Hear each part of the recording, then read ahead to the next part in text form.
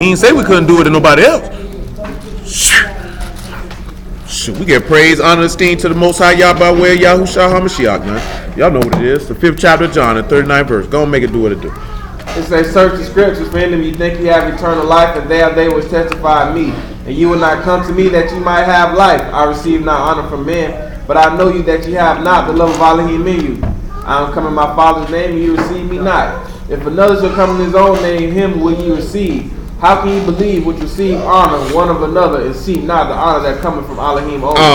Do not think that I will accuse you to the Father, because there is one that accuses you, even in Moses, in whom you trust. For if you had believed Moses, you would have believed in me, because he wrote of me. Because he what? Because he wrote of me. But if you believe not his writings, how should you believe my words? That's cool. 1 Corinthians chapter 1 and verse 7.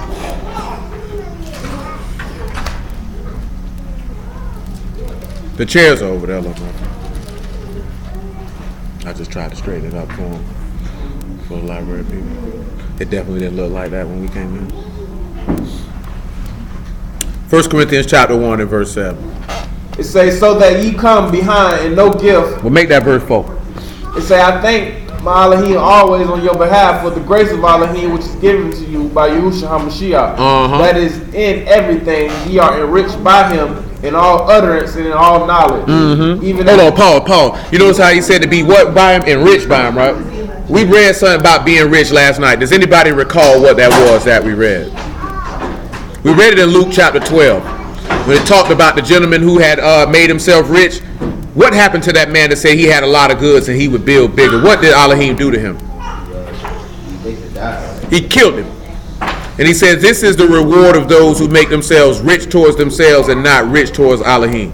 See, we don't look at the knowledge, the wisdom, the understanding, the gifts of the Ruach HaKadosh and all the things that Yahuwah gives as being rich. That's why he said he's given the kingdom to the poor of this world who are rich in faith. Or when Mashiach said in Revelation, I know your poverty, but you are rich. Because we want wealth that we can quantify, that you can see, that you can touch, that you can spend, that you can flaunt out to other people to say, look at me, look what I got.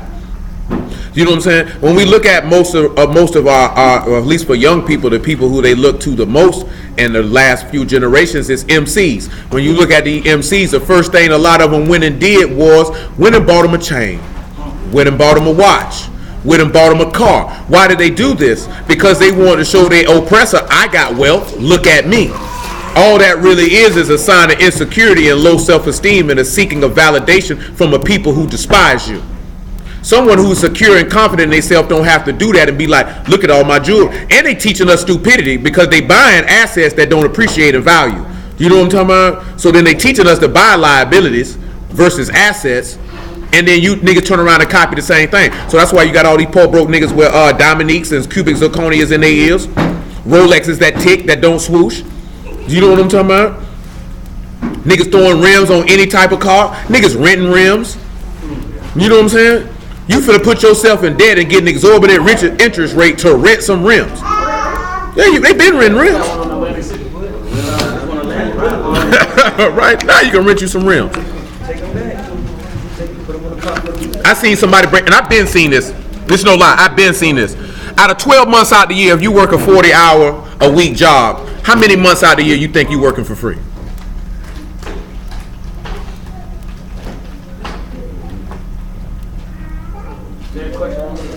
You work a 40-hour-a-week job.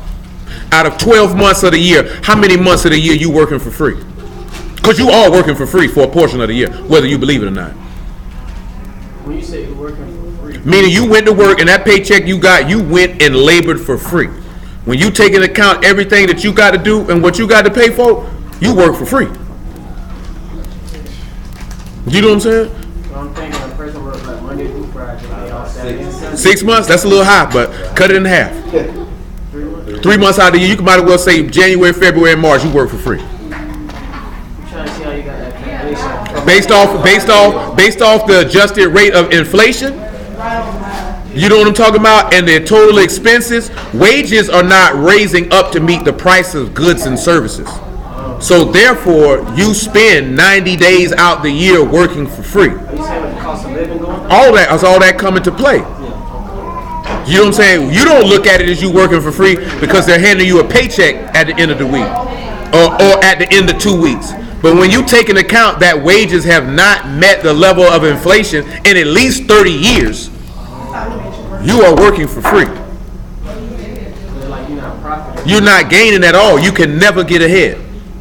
So like the first 3 months the first time I seen that information was dealing with taxes. That you spend the first 3 months of the year working for free. Just to pay the government. You know what I'm saying? This is why this society pushes on you to go get a job and go work for someone. Not that there's anything wrong, but I'm just giving you the perspective of how they set this place up. Because they don't just teach us that, they teach their people that too. They teach everybody that. You know what I'm saying? Because it keeps you in what they call the rat race. You're always chasing your tail. You'll never get ahead. You'll never prosper. You'll never be equal with them. So when our people get a little bit of wealth, that's why they don't know how to act. You know what I'm saying? And that's why they have to show them, look at what I got. Look at what I got. Look at me. Look at me. I got this type of car. You know what I'm saying? That's why dudes be like, well, you know you can't go on the hood around here pushing no Maserati, shining no Rolex. Them niggas starving. They gonna get you. They gonna get you. You know what I'm saying? Because that's how they set it up. We talking about perspective and mentality. And the way people operating, somebody who's secure in themselves, if they get some money, they don't have no need to do that. If they buy a Rolex, I bought it for me, not for you. You know what I'm saying? I didn't buy that for you. Oh, absolutely. David Rockefeller did say that he wanted a nation of workers and not thinkers. That's the last thing Caucasians want, is a group of people who think for themselves. I'm talking about Caucasians, I'm talking about those in power, not Caucasians in general. You know what I'm saying? And that goes for their own people as well. They don't want you to think for yourself. Because when you think for yourself, you see the nonsense that they pulling, and you don't want to participate. You know what I'm saying? If you was to do your research and see the system of anything that you can look at, whether it was the system of employment that we have now, the school, like, okay, we go overseas, a majority of countries overseas, they don't charge people to go to college. You know what I'm saying? When they started charging people to go to college in London, them people snapped. But over here, we feel like you supposed to go, and why you ain't going to college? You better get you this student loan. A nigga teaching you to be in debt till you 50. You know what I'm saying? Now you 22, 23 years old getting out of college, and you working another half of your lifespan to pay off debt at a job that that's not even paying you enough money to cover the debt that you were in to get the job in the first place. Do you know what I'm saying? And they push that and they promote that because that keeps them in power. See, the objective is not to sit back and look at, oh, people are dumb for participating. You're going to operate in the system that you're given, especially if you don't know no better. But it's to sit back and look at the gains. Do you know before the 1960s, man, ain't no woman go out the household and work? Do you know why these people push women's liberation and all that feminism? Because they were only taxing half the population. You know what I'm saying? If I can get you out the house and go to work, I can make more money. You know what I'm saying? Then if I get you out the house, who raising the children? Who teaching the children? We are, because you got to send them to me. So then I can teach them whatever I want to teach them. You know what I'm talking about? Then guess what end up happening? Now you see punks on TV and children cross-dressing, then they all confused because that was their plan. And it wasn't just to affect us, this was to affect everybody. You know what I'm saying? Because most people will tell you a family can't survive for the most part if you don't have two incomes coming in here. You know what I'm saying? Because they set it up that way. Because we don't look at inflation. Inflation is not even something that the average person even have a conversation about. Because they don't even understand what it means. Like adjusted for inflation, most of y'all that got a salary or get paid by the hour, it would probably be triple what you're making right now. Like adjusted for inflation, I think the minimum wage is supposed to be $20 an hour, and it's $7.25. On the Fed level, in the state of Florida, it's like $8. And guess what? Them white folks kicked and screamed when they say we need to raise the minimum wage. Yeah. Now imagine if you lived in California where niggas say a 2-bedroom apartment is $2,600 a month. And in New York. Now how you gonna survive? But it don't even matter. No, it don't. Because all they. But the little is no different than somebody here who stay out east paying $400 a month who makes $7.25 an hour. Their minimum wage might be $12 an hour, but they ain't really making it. See, I didn't mention that. And that's why we got to sit back and look at. That's why he told you, don't set your heart on riches, but seek the true riches. And if he add wealth unto you, praise Yah. If he don't, you still got wealth, because you have the wealth of the things that are eternal, of which no man can take from you. You know what I'm saying? So I didn't mention that because we have to look at all of us know how you felt at a time or two when you got a little bit of money in your hand. Or if you knew you had a little bit of money coming. Niggas spend money before they even get it. You know what I'm saying? You know, it's hard. It ain't even talking about on no bills neither. It's different if you spun it on some. Ain't that bad? I seen a dude say this, and I'll move on, right? I seen a dude say, you don't see white people talking about they waiting on their tax return in this tax season. He said, you don't even see them talk like that. Do you know what I'm saying? And I'm like, boy, that thing made it strong. When I went to think about it, I'm like, I don't know too many white people who have. I know that's not 100% accurate, but they don't sit around talking about they waiting on it. You know why? Because they realize that I'm setting myself up to where I'm not paying taxes because I'm keeping more of my income throughout the year, so I could care less about a tax return. You know what I'm saying? Matter of fact, if I execute it well, I kept more of my money, and y'all gonna give me some money on top of that. And I'm gonna take the money you gave me and I'm gonna invest it and make some more money. That's how they view it. That's why they were mad with Trump. He ain't paid taxes, and if you getting a tax return, that means you paid taxes. They ain't paying no taxes. That's why they ain't looking for no tax return. That's why they don't care. Now, don't get me wrong. Get some hillbillies around here and some poor white folks like this here. Shoot, they waiting on their tax return just like you are. You know what I'm talking about? But most white people, they ain't waiting on it because they playing the system. The tax system is set up for entrepreneurs. It's not set up for employees. It's to benefit business owners. It's not to benefit an employee. You know what I'm saying? We get happy about tax returns. In reality, they telling you that I took more money from you throughout the course of the year and I'm just giving it back. It was money you were supposed to already had and never lost. You know what I'm talking about? People who know the tax system realize that Uncle Sam ain't getting none of that because I'm going to keep it. You know what I'm talking about? Then those who pay taxes, they pay taxes because your income necessitated you had to pay me. But guess what? In our land, we tax niggas though. Solomon definitely taxed. Didn't Solomon tax? Taxed them strong too. He definitely taxed strangers. He taxed all his own too. He taxed strangers harder though. Your father had a heavy yoke. Say heavy yoke. He said, I'm gonna make it like a scorpion. That's what Rehoboam said. He said, well, make it like a scorpion. Come on, man. We in 1 Corinthians, man. We in verse 7. No, we in verse 6. It say, even as the testimony of the Mashiach was confirmed in you, said that ye come behind in no gift, waiting for the coming of our master Yahushua Mashiach. Whom shall also confirm you unto the end, that ye may be blameless in the day of our master Yahushua Mashiach. Elohim is faithful. He's what? He's faithful. What else? By whom ye were called unto the fellowship of his son Yahushua Mashiach, Pause. our master. Let me ask y'all a question. When you hear fellowship, what's the first thing you think about? Indeed. What about you? What about you? Okay, I'm just looking at the first thing pop in your mind. What about you? Oh, Fellowship. fellowship. When you hear fellowship, what's the first thing come to your mind? Being unified. What about you, Callie? What about you, Nisha? What about you, Monte? Alicia? Are you over there playing on your phone? Yeah, you need to unite your phone and your purse. Go ahead, man. Little Muffin? Dwight?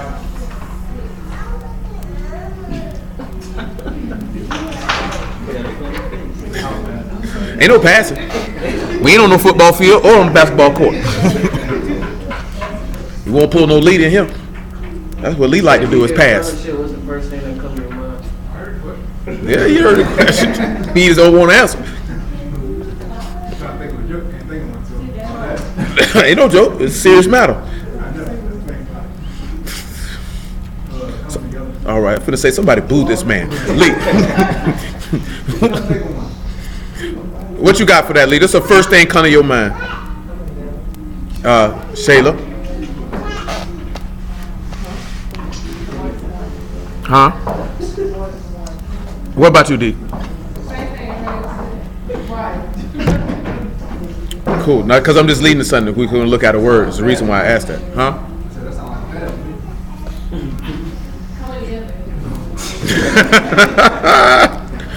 All right, read the next verse. Verse 10. It say, now I beseech you, brethren, by the name of our Master Yahushua Mashiach, that ye all speak the same thing. Do what? Speak what? The same thing. What else? That there be no divisions among you. No what? Divisions among you. Go ahead. But that ye be perfectly joined together in the same mind and in the same judgment. Paul, that's why I asked all that about fellowship. What Hebrew word do you think would be for mind? I've referenced it throughout the week. Huh? No, it ain't going to be lib. I mean, it can be, but I've referenced one, and I've said it like 3-4 times. Go and get them Leviticus 24 and 11. Y'all know the word for judgment, right? Mishphat. Yeah, go ahead and draw that up there for him, sir, after you read Leviticus 24 and 11. It says, and the Israelitish woman's son blasphemed the name of Yahuwah and cursed, and they brought him unto Moses, and his mother's name was Shelomith, the daughter of Dibri, of the tribe of Dan. And they put him in the ward, and that the mind of Yahuwah might be assured. So what word do you think is used for mind here in this verse? What word do you think that is, sir? You remember? Well, go ahead and draw him a pay up there, because that's the word. See, Shayla remember. It's pay. Spell pay form. What characters we use to spell pay, Shayla? D gonna help you out. Huh? That is correct. So D, we got pay in the hay. What is that telling us?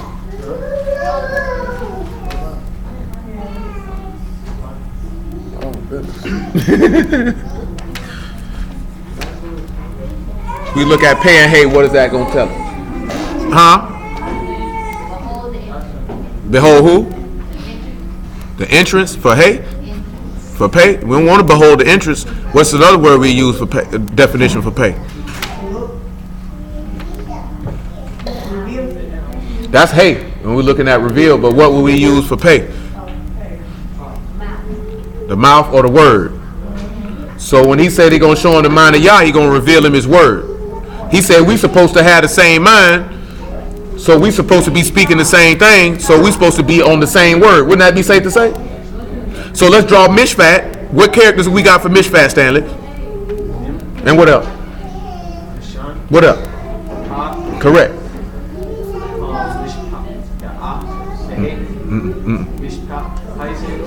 Fat. Mishphat. Yeah, the last sound you made. There you go. The tech. So when we get that, that's what we've been getting at and looking at the chaos, the destruction, or the consuming. It's Ted. Yeah, that was it. That was. No, I thought you said Tom. I did say Tom. Yeah, he did. He said Tet first, and then he changed it. Cause I was Okay, I got you. It's EHT. That's how you spell it? So when we look at this, this is containing a word that needs to be destroyed, which is sin.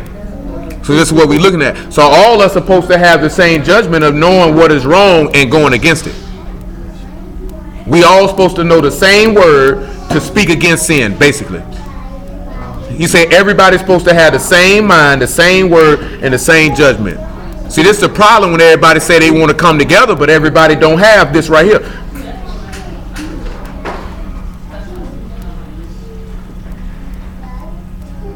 Yeah, he gonna help y'all out on that. Y'all might want to take pictures of that because clearly it's not gonna stay up long. So you might want to. Yeah, you might want to get hold of that. So, with that being said, can y'all think of anywhere where the people were unified and came together as one in the same mind and the same judgment? Huh? Tower of Babel? I give you that. I was thinking something a little better. Judges chapter 20 and verse 1. Because when you look at Pentecost, they were all together, but they weren't all speaking against one. You had speaking against something. You had Peter together who was expounding to them that Yahushua was the anointed one. Now, when you come at with the Tower of Babel, yeah, they were all unified, but they weren't speaking against something that was sin. They were just all working together, trying to build something to have them a name. But y'all were correct on the one part, but we was looking at where were they all together on the same judgment, saying that something or the behavior that someone did was wrong. So Judges 20:1 will give us some insight on that.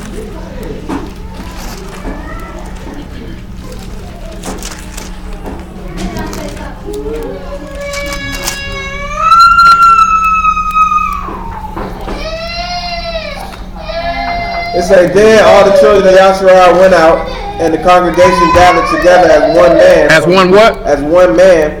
So let me ask y'all a question. If he said they, in that Corinthians, right, he said that they should be joined together, correct? So they would be as one man. Now we need to establish seeing Mashiach as one man before we proceed, so we can get a good grasp of what we're looking at. So we need to go to 1 Corinthians chapter 6, and we need to pick it up at verse 13. And it's also still going to tie into what we're looking at in Judges at the same token. And we're going to look at some examples of judging, and we're going to look at the examples of secrets. Because some people like to hide their sins.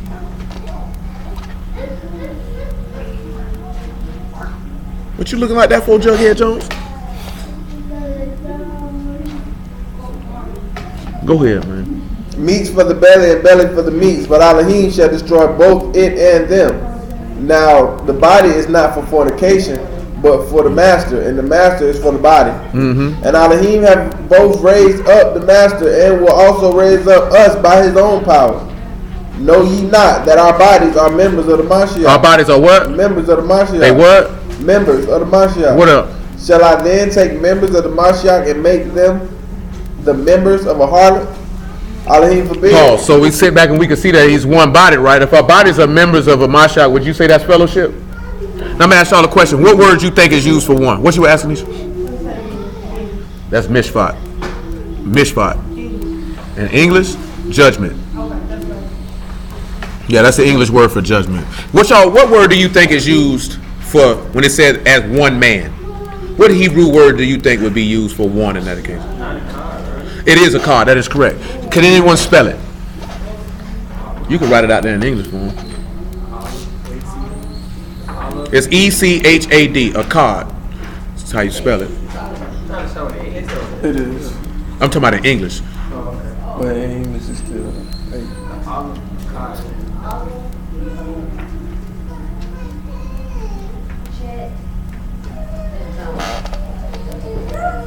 That's why I asked y'all what did fellowship mean to y'all. Well, what was the first thing that come to your mind?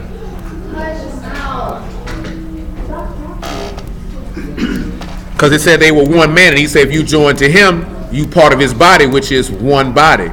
Because what you read in Judges is a precursor to one man, and they all gonna have the same mind or the same word and the same judgment in determining what is right and what is wrong. It's not a whole bunch of people thinking, I think that's right, I think that's wrong.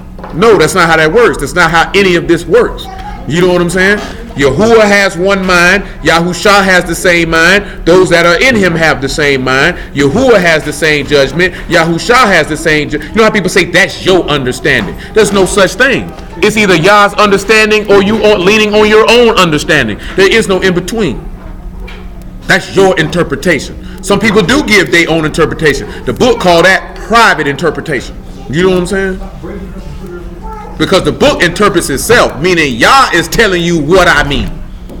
The problem is people are not skilled enough to tell you what Yah means, and then they interlope and interject their personal opinions and thoughts into the word to make people do what it is that they want them to do. You know what I'm saying? So what characters, I heard Shayla mention some. What characters we got up there, Shayla?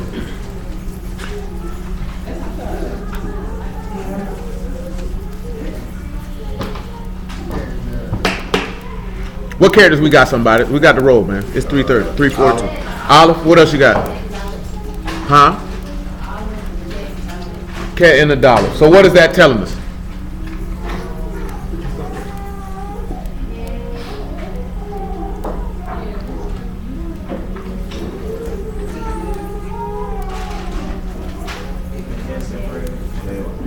The head separates you to the door or to the tent. So when you're joined to one, then notice what he said back and looked at that. Should we take the body of Mashiach and join it to a harlot? Elohim forbid, because that body is separated. So when you join to this man, then you separated by what? By his word, which means that his word, you're gonna know the judgment to destroy the words that contain sin or chaos, which will cause you to be separated as well. See, that's what people's problem is that Again, we see a common theme with most of all, because it seems like cot pops up all the time. Because you got to be separate. Everything Yahuwah does is separate. So when you are called, you are separate. And you separated by him. Come on back to Judges chapter 20. And look at when it mentioned how all these people were separated. Read verse 1 again though. Now I want y'all to. I want to ask a question. Does anybody know what's going on in Judges 20? Just off the top of your head. If you don't know it off the top of your head, it's smooth. If not, we keep going. War between Israel and Dan. Not Dan. They definitely ain't warring with Dan. Well, go ahead and read, man. Then all the children of Yasharal went out, and the congregation was together as one man, from Dan even to Beersheba, in the land of Gilead, unto Yahuwah in Mishphat.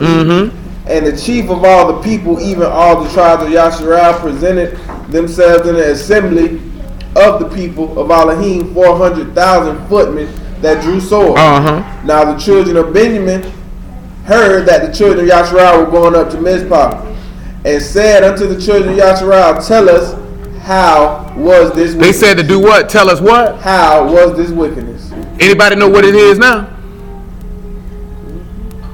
It's,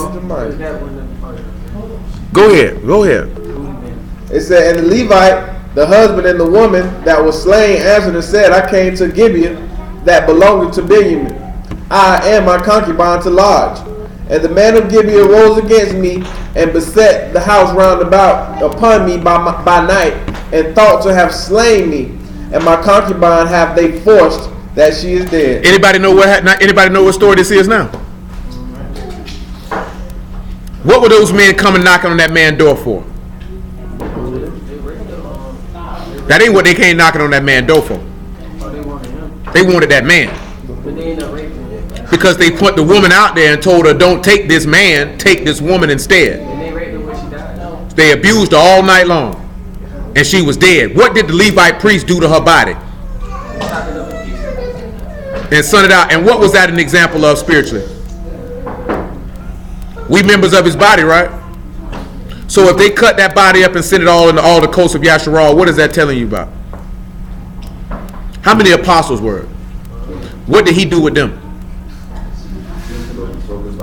He broke his body and sent them all around to give that news. You know what I'm talking about? Now look at it. What he said, tell him about this wicked. So all Yasharal is in agreement that Benjamin is wicked, right? For what they've done. And they all knew this by what? The revealed word. So they all had the same mind by the word that homosexuality, rape, and murder is what? So they were able to judge that by what? That same word that was revealed. So they all had the same mind and had the same judgment that this was wrong. So now they finna get ready to judge. Does anybody know the word for judge? We've been mentioning it all week. That's why I asked. Mishphat. So let's put that on up there.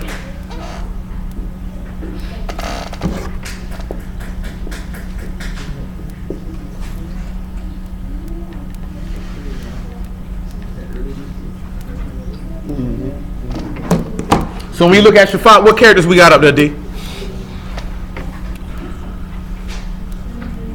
The Shin? Yeah, it should be very, very easy for the rest of y'all. The only thing we're missing is one character from what we got over here. So when we look at this here, the Shan, the Pei, and the Tet, what is this telling us now? We're going to consume the words of the snake.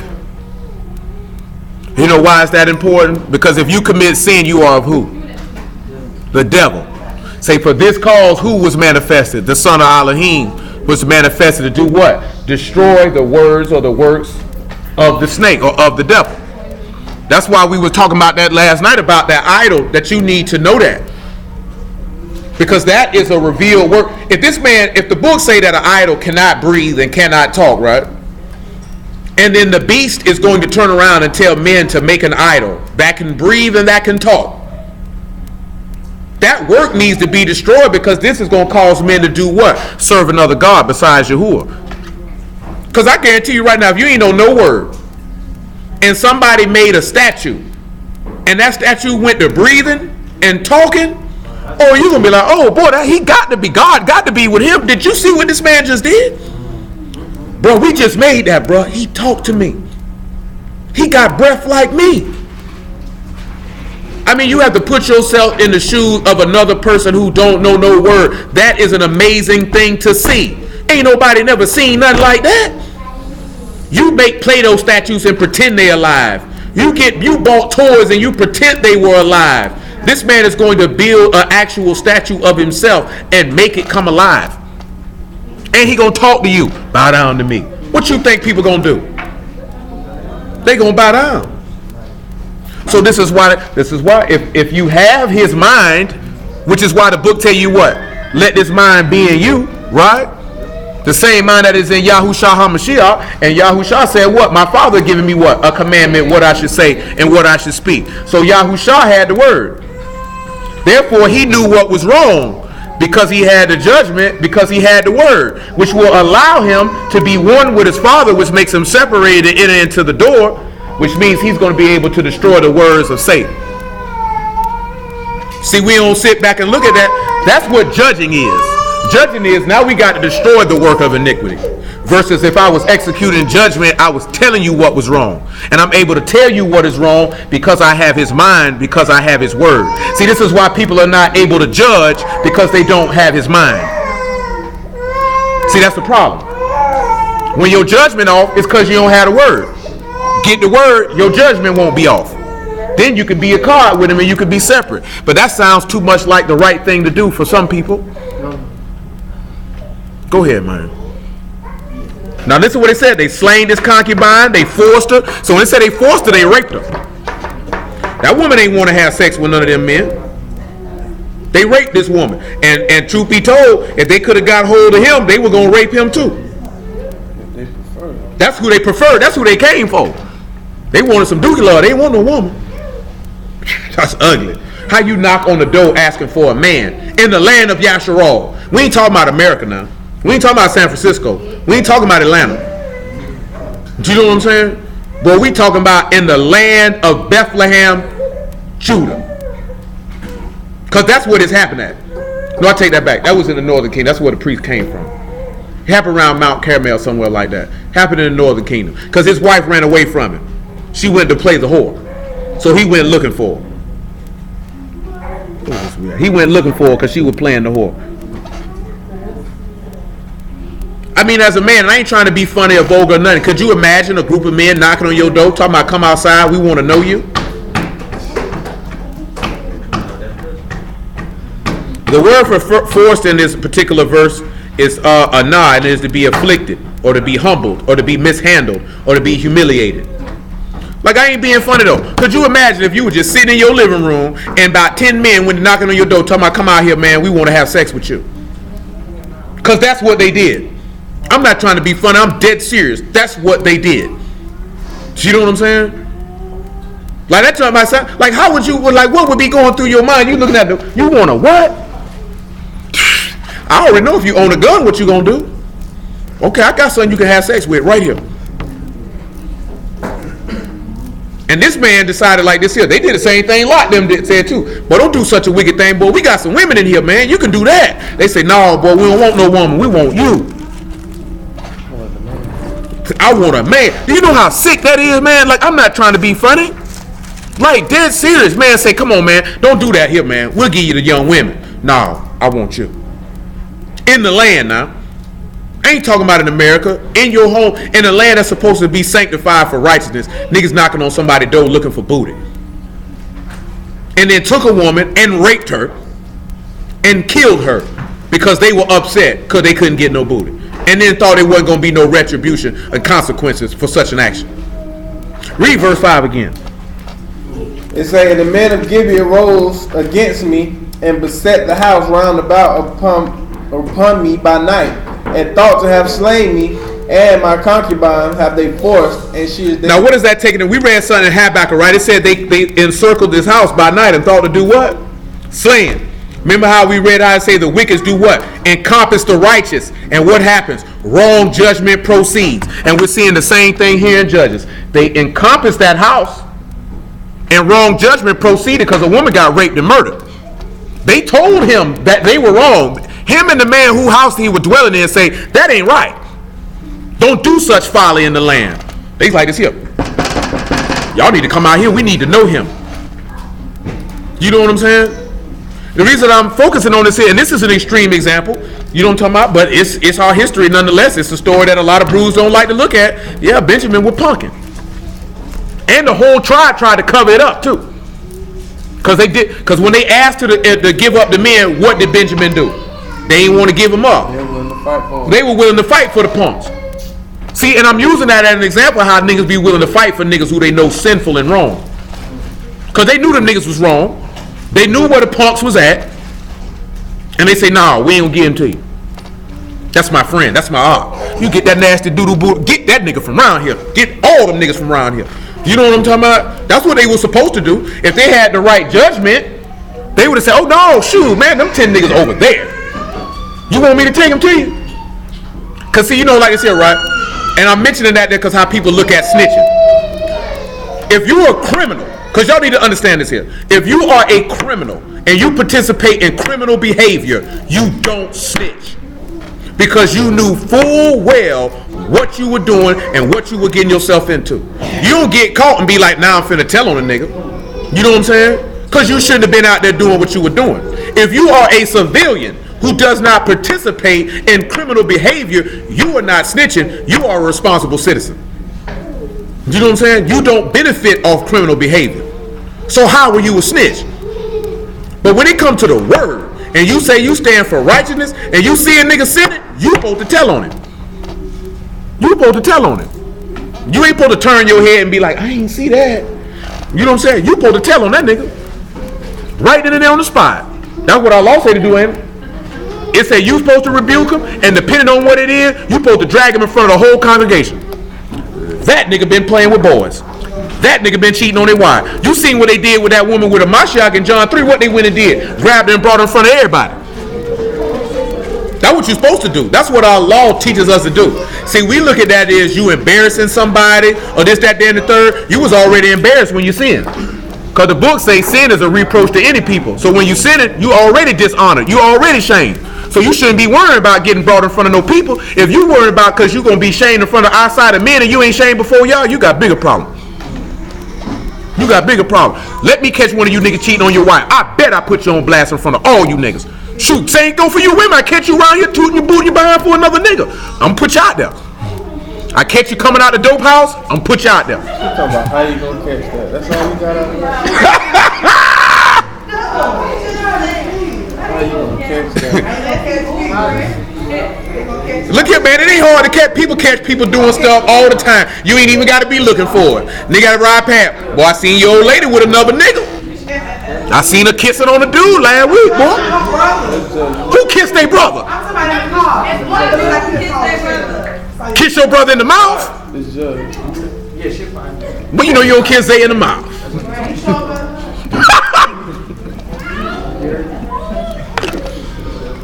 Y'all know what type of kiss I'm talking about. That's a little bit too friendly. Y'all done seen each other naked kiss. That's what we talking about. Oh, but guess what though? If one of y'all men were around here riding the car with you, don't want to hear none of that. That ain't none of your cousin. Who that stinking hoe is? Y'all don't be wanting to hear none of that. You don't want to hear none of that. But when it's y'all, that's my cousin. See, I don't go for none of that. Because I know plenty of whores in my lifetime. I know all the games they play because they told me.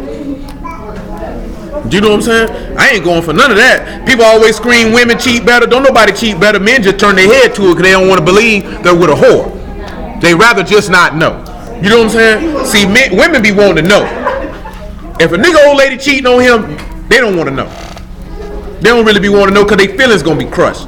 See, it's different for a man because if a man sleeps with a woman, it's strictly a physical act. If a woman sleeps with a man, she has to have some type of emotional connection with this man to allow him to enter into her body because she's the one getting humbled. So she has to make a conscious decision to allow this man to enter into her body. A man will hit anything if she open her legs. There's hoes out there like that. Oh, I know it is. Oh, I mean, but those are whores. You talking about your old lady. If you got your whore, you're already in trouble. You're already in trouble. Don't wife no whore. Don't make no ordinary confidant. You got a problem. You're gonna run yourself crazy.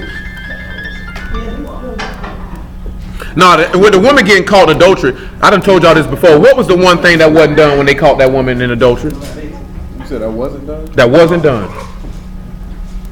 When they caught that woman in adultery, it was something that they were supposed to do that they didn't do. Who? Huh? Who was that? The scribes and Pharisees that brought that woman before Mashiach. The witnesses? Not a witness. It was something else. Something they were supposed to do. They didn't do. They ain't bring the man. They didn't bring that man. They ain't bring that man. They supposed to brought that man too. They supposed to brought that man.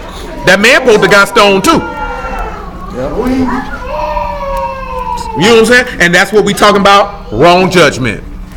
Cause you supposed to brought that man out there too. That man supposed to caught some rocks too. But you want to stone the woman though. Maybe he had fled. He probably fled. He ain't fled too fast. They got hold of that woman because they said they caught her in the very act. Yeah. So you mean to tell me you allowed that man to exit stage left? He probably shot him a little extra. They might have did shot him, son. Shoot, probably a couple of niggas probably around there staring. Nasty niggas. Let him slide. I'm gonna see you later. Catch up. We'll catch up. Meet me behind the. You know what time? The 9th hour. According to the law, yeah, they both supposed to have been stoned.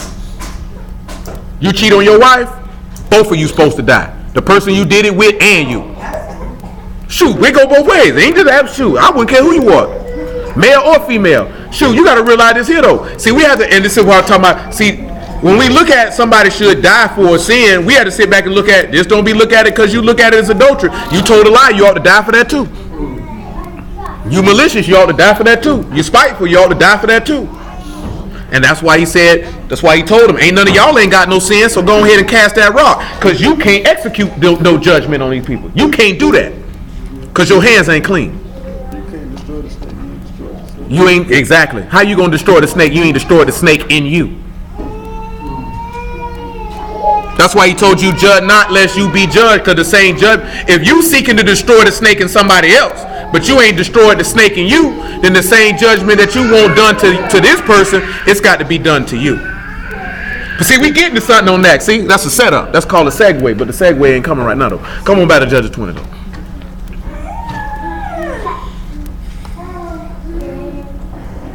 Go ahead, 6. Verse 6. It said, and I took my concubine and cut her in pieces and sent her throughout all the country of the inheritance of Yasharal. For they have committed lewdness and folly in Yasharal. Didn't he tell you lewdness is one of the things that defile that come from the heart? And he said folly. So you can't be around here being lewd and stupid.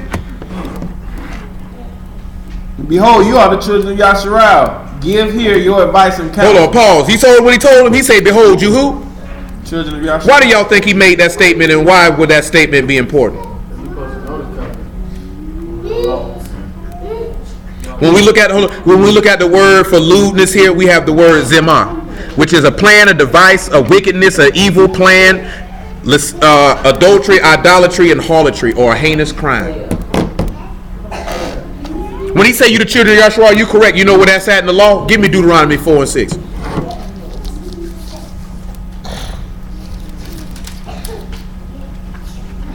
It said, keep therefore and do them, for this is your wisdom and understanding. Oh, well, back me up to verse 4 then. It said, but ye that did cleave unto Yahuwah your Elohim are alive, every one of you this day. Behold, I have taught you statutes and judgments, even as Yahuwah my Elohim commanded me, that ye should do so in the land whether ye go possess. Keep therefore and do them, for this is your wisdom and your understanding in the sight of the nations, which shall hear all these statutes and say, surely this great nation is wise. That's why he said, give me your advice and your counsel. Come back to Judges. That's why he said, let me hear your advice and counsel, because you're supposed to be a wise and understanding people. When we look at counsel, it's etzah, and it's your advice or your purpose. We can go ahead and spell that for him. Put etzah out there. It's E-T-S-A-H.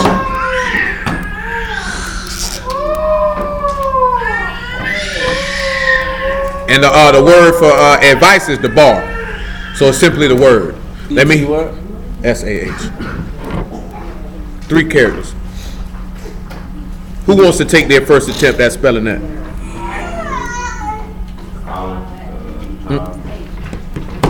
And what else?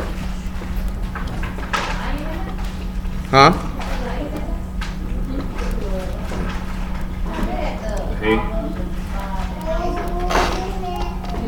It's counsel. That word is for counsel. It's etzah.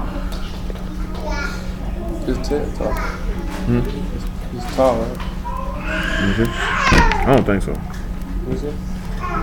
I think it's solid, like D just said. Yeah, that one. My phone just went now.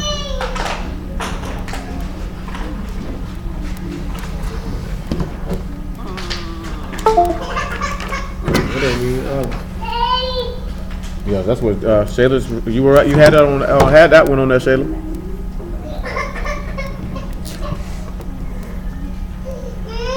She did say I ain't back. Give Shayla a round of applause. There you go, Shayla. We see you. You caught that one, Shayla. Look at she cheesing. She happy now.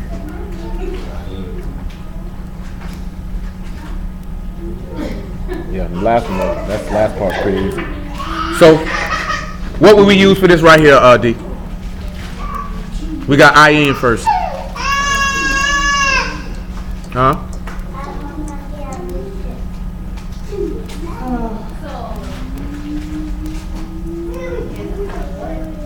We got ayin, sod, and hay.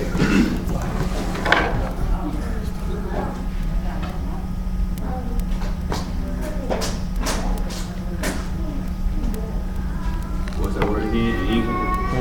Counsel. We got ayin, sod, and hay. So what would we use for ayin, D? What's that? I couldn't hear you. She said word. He said word. Word. She said word. What would we use for sod, Johnny? Way. The way. And what would we use for hay, Stanley? Well, that's cool. She helped you out. So when we look at the word and you say the way and behold, that's what you got. What type of message do we feel like you're getting from that? That's counsel. Counsel. That's counsel. This counsel. All parts together? That's all of them together. No, I'm saying, what was the each three, which ones you used each three? She got D came with word, Johnny came with way, and you got behold. Oh no. We're gonna look. We're gonna put it in there together. Oh no, look at that eye. When we got ayin, we got eye, watch, to know, word, converging in soul or experience. So I would say because they asked for counsel, word is correct for what she came with. Now when we look at sod, what would we use? We got way, fish hook, chasing, hunting, harvest, pull towards, laying on one side, or journey. Yeah, I wrote the way. So then guess this is the word that leads to the way, or the revealed word The counsel is. of the way. This is to reveal the way to you. This is what counsel is. Because he's saying, let me hear your counsel. Your purpose. Show me your way. Your way should be congruent with what? Being one with him. With his mind. You know what I'm saying? Which would allow you to have what? His judgment. Let's see what their counsel was to do. Judges 20 and Behold, ye are all children of Yasharal, give here your advice and counsel. And all the people arose as one man, saying, we will not any of us go to his tent, neither will we any of us turn into his house. But now this shall be the thing which we will do unto Gibeah. We will go up by lot against it, and we will take 10 men of 100 throughout all the tribes of Yasharal, and 100 of 1,000, and 1,000 out of 10,000 to fetch victual for the people, that they may do when the people come to Gibeah of Benjamin, according to all the folly that they have wrought in Yasharal. So all men of Yasharal were gathered against the city, knit together as one man. And the tribes of Yasharal sent men throughout all the tribes of Benjamin, saying, what wickedness is this that is done among you? so they've come into agreement that they're going to inquire about this wickedness, and if they have to, that they're going to go to war with them. This is their counsel. Because this is, you know why this is their counsel, or what the word revealed? Because that's what the word revealed that they ought to do. Because if you look at another place, they tell you that everything that was happening was Yahuwah's doing. So that means they were a card with Yahuwah because they were together as one man, because they had one mind and they had one judgment. That's why they all had one counsel. Go ahead. We have 13. It says, now therefore deliver us men and children of Belial, which are in Gibeah, that we He said they want them to do what? We want us to deliver us the children of Belial. So they want them to turn them over. What's the next thing it say? For what cause? That we may put them to death, and put away evil from Yasharal. But the children of Benjamin would not hearken to the voice And that's of what their we came there for, just because we know what happened to Benjamin. They murked him, and murked a lot of them. But we were showing them how they all had the same what? Mind and judgment. And then you seen what they were coming to do was to judge, because they needed to consume the words or the actions of the snake because of what these men had been doing. See, this is what it means if everybody has the same mind and the same judgment, they on the same accord with the word. See, and that's the thing I be talking about when I say dudes want to say they want to have unity, but you got to, everybody has to be on the same type of time. See, we're going to see another place where he tell you that. Jeremiah 32 and 35. It's not that unity is not possible. Everybody has to have the same mind, same judgment. Everything has to be on one accord. If it's not on one accord, it's not going to be executed properly. That's why he says so in 1 Corinthians 12 that there be no schisms in the body. Because that's what you seen with Moses and Korah. There were schisms. Because they were separated, they were broken up. Everybody didn't have the same mind. Because this person wanted to go over here so he could influence this person over here. And then this person's over here trying to influence this person to do this and do that. And then you have a fractured body. And Yahuwah is not separated. He's not fractured. Continue, sir. Jeremiah 32 and 35. It says, and they built the high places of Baal, which are in the valley of the sons of Himnon, to cause their sons and their daughters to pass through the fire unto Moloch, which I commanded them not. Neither came it into my mind that they should do this abomination. You see what it said? Now let's see if we was to look at Jeremiah and see what we see, because he said it never came in his mind for you to even do that. See, a lot of stuff that we be around here doing, this stuff don't be in y'all's mind for you to come around here and do this. But we come around here and we ain't doing it because we not one heart and one mind with the man. Now that one there is where you get the laugh. And we know that's the Lamad and the Bot. This is not what he taught you to get in his house. He didn't teach you to make no idols to get in his house. He told you never bring no idols in his house. Basically, that is not what he taught you. That didn't come to my mind. I never taught you to do that. See, we do a lot of stuff this man ain't never taught us to do. See, pause. Get Ephesians chapter 4, man, verse 20. Make it 17, actually.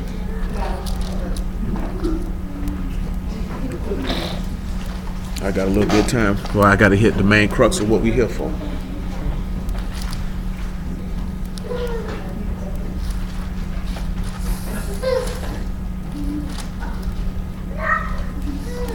Ephesians 4 and 17. It says, this I say therefore, and testify in Yahuwah, that ye henceforth walk not as other Gentiles walk, in the vanity of their mind. Don't walk in the vanity of your own thoughts, having their your own teachings, having the understanding darkened, being alienated from the life of Elohim through the ignorance that is in them because of the blindness of their heart. When you don't know and you walk after your own heart or your own mind, it causes you to be separated from Elohim, which means you can't be a card with him.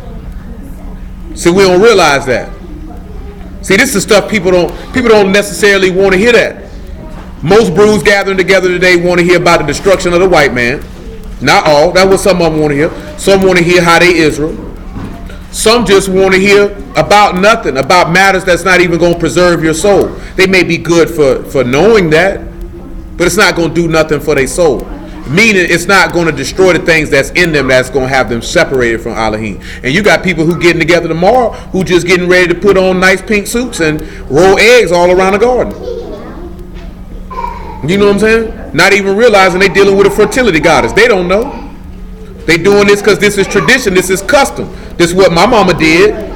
So that's what I'm going to do with my kids. Because that's what grandma did with mama. And that's what great grandmama did with grandma. And so on and so forth.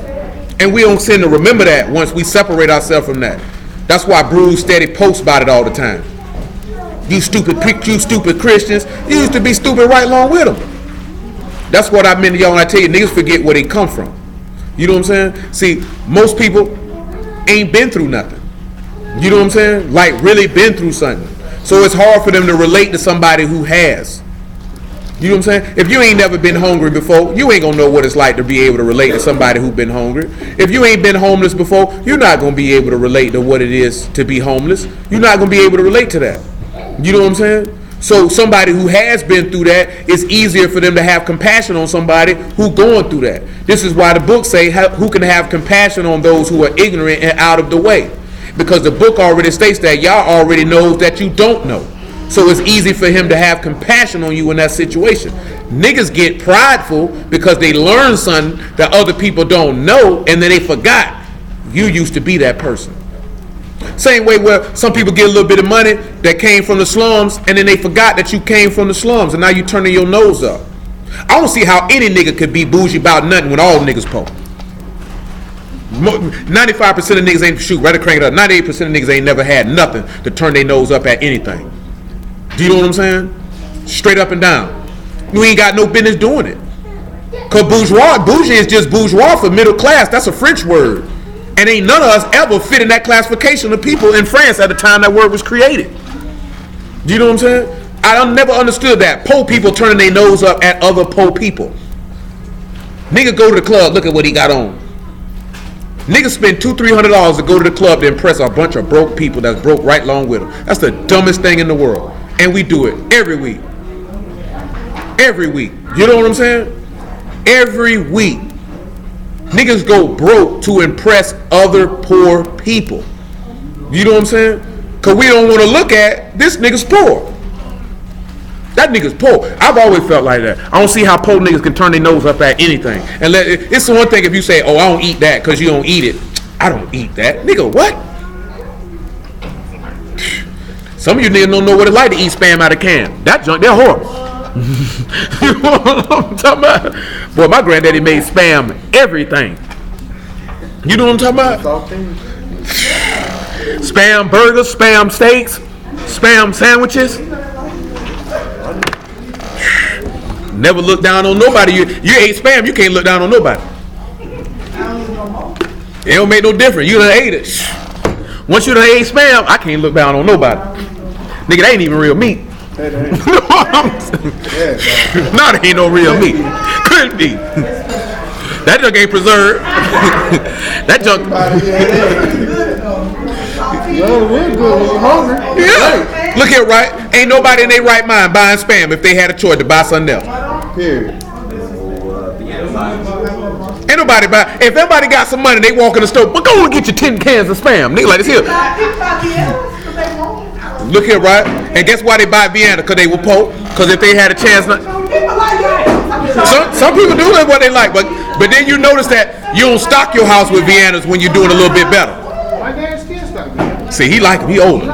He older. I say Vienna different though. Some people love that. Some people, I never ate them. Nobody that loves no Spam. Like, they can get whatever they want, but they gonna get Spam. I see. They mentioned Vienna. I'm just on the Spam. I don't know nobody that going to no grocery store. If I got $1,000, I'm finna buy some Spam. I'm finna go back there to the butcher. I ain't buying no Spam.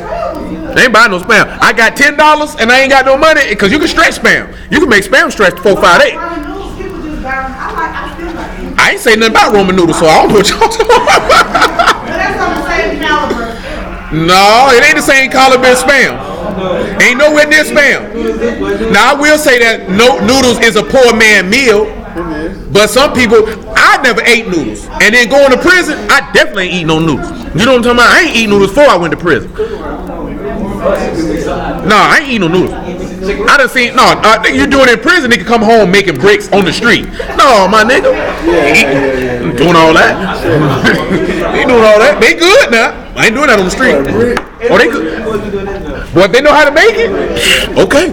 You say, what's a brick? How you gonna say you had noodles in prison? That's basically they take them noodles, whatever meat they gonna use, cheese. I didn't eat none on the street. I said when I didn't eat no ramen noodles my first 2 years in prison. Cause I don't eat it. You broke down. No, cause the nigga was like, hey bro, we finna do this here, man. He was like, go ahead and eat it. It was really when I started working out. That's when I started eating, bro. No, it's when I started working out. Cause the nigga was like, bro, my homie was like, boy, they gonna put them carbs in you, drop that mackerel, that tuna in there, throw that cheese, whip them up, you gonna swole. I said, I bet. You know what I'm talking about? And they did too. And they did too. I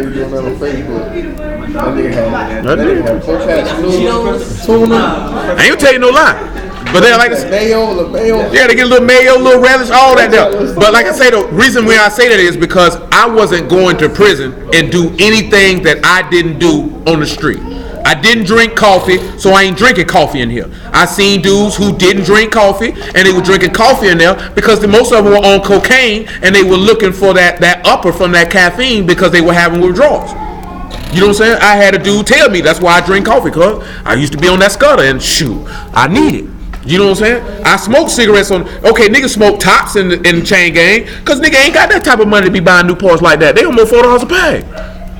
You know what I'm saying? So you finna make these towels, you gonna make them straight. These no filter cigarettes a nigga smoking. Ain't no nigga walking the streets talking about, give me some top, rolling up a cigarette.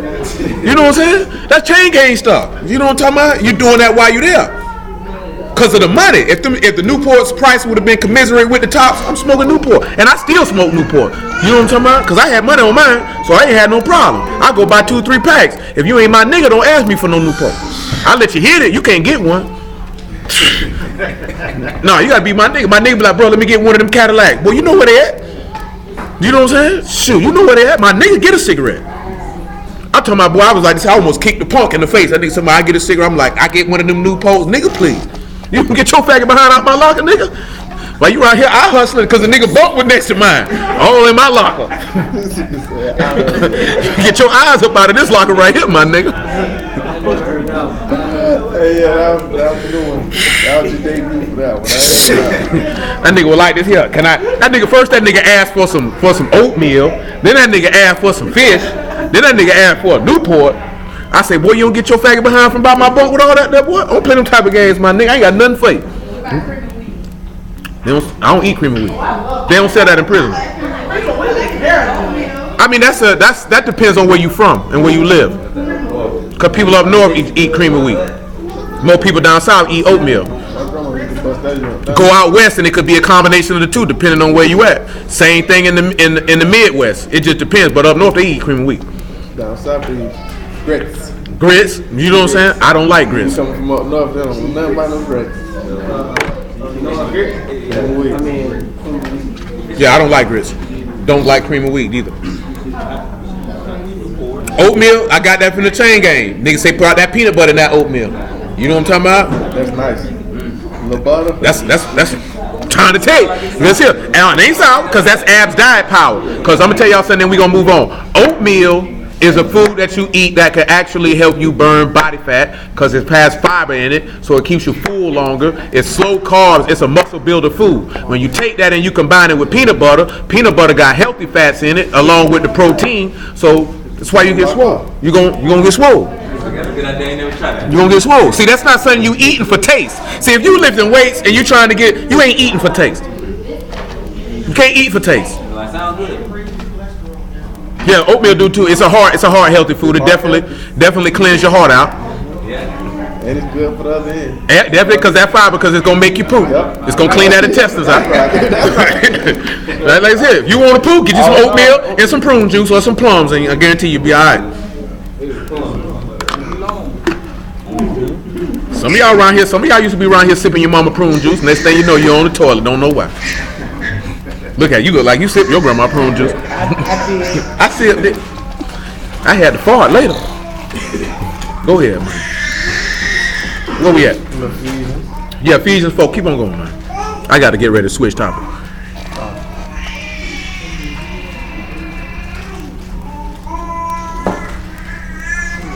We at 19.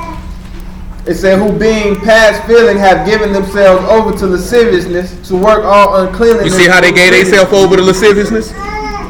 Go ahead. But ye have not so learned the Mashiach.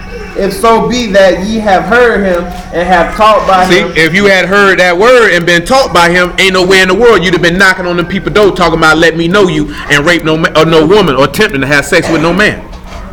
That wouldn't happen. That ye put off concerning the former conversation, the old man, which is corrupt according to the deceitful lust, and be renewed in the ruach of your mind, that ye put on the new man, which after Elohim is created in righteousness and true Kadash. Indeed. Let's go over here to 2 Samuel chapter 19 with another example of everybody being of one mind and one judgment. 2 Samuel chapter 19, probably about verse 1. And then we're going to move on. Cause I got something else to hit, and I got to hit it, and I'm not finna eat up too much time. And it was told to Joab, behold, the king weepeth and mourneth for Absalom. Did anybody know who Absalom is? What did Absalom do? He tried to take the kingdom. And how did he try to take the kingdom? What did he do? You know what he did. What he did? He tried to win the hearts of the people. And you know what he went the hearts of the people with? No word, just emotions. Lust of the eye.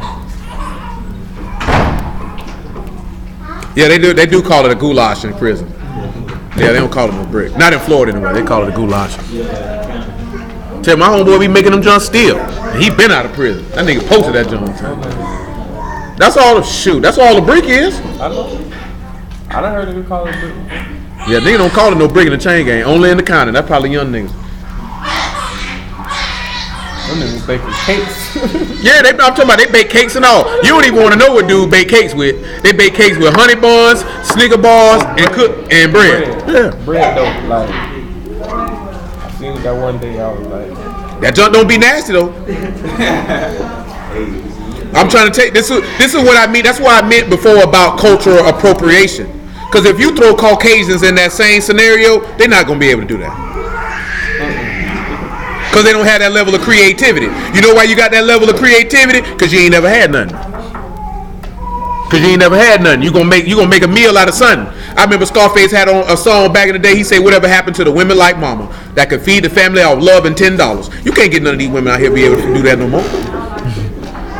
You know what I'm talking about? Because some of us done live like that. Well, Mom Dukes done made a masterpiece meal off 10 cash and is feeding 4 people for 3 days.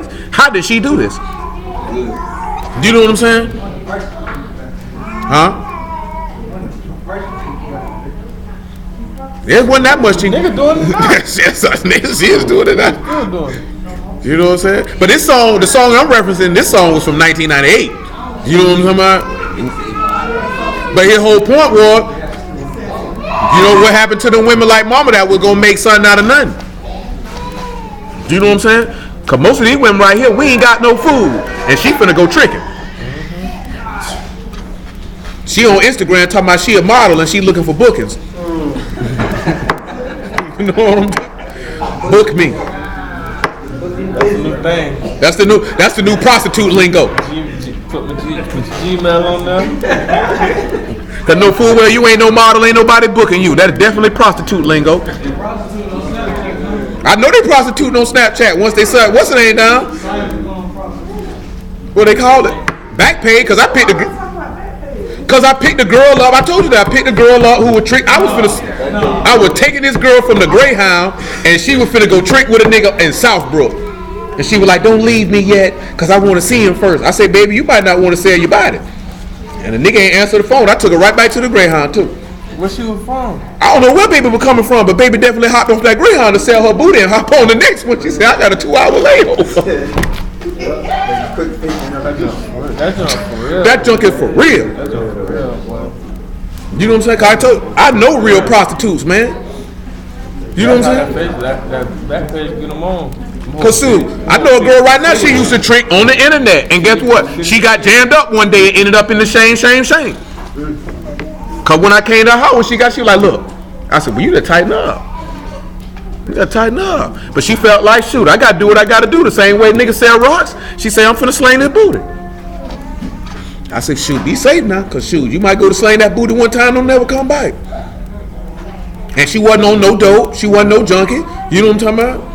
Shoot, nigga go to the strip club and tricking them hoes all the time. Straight up and down. Come on, man. So now their new thing is get on Instagram, model. Cause now you got a larger market. Booking info. Got a larger booking info. Nigga ain't nobody booking you. Nigga booking you for I got 40 for top and bottom. What's going on? What's going on? Shoot, they feel like it's safer than walking the stroll.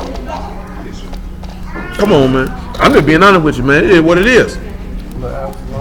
Little Absalom, that's what it do. Win the hearts and minds of the people. You got to win people with emotion. If you want to win the hearts of people, you win them with emotion. You win them with the things that they like. You appeal to the lower self or the insecurities or whatever they got. Now, shoot, he didn't even do that. thought he was going with the motion of what they I mean, he just, man, look at, man, them crackers was so ready to put somebody in there that wasn't black, he could have came in there and said, I like donkey meat, screw niggas and all that there. Pick him, he better. They ain't even care.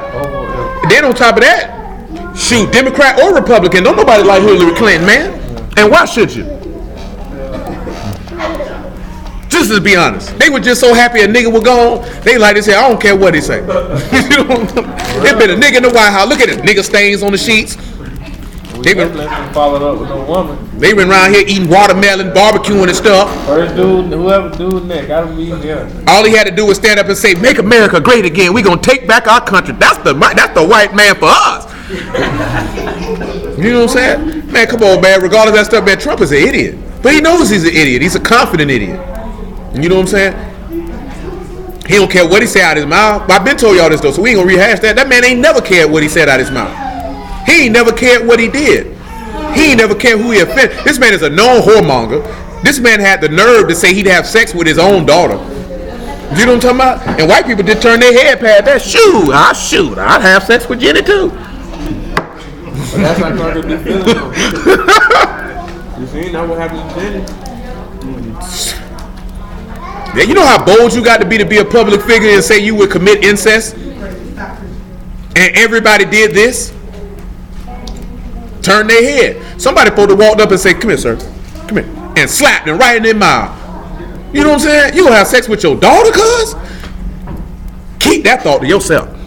You know what I'm saying? You know how disturbing that is for a girl? How do you even look at your daughter and be like, "That's a nice piece of tail, boy. I can do something with that."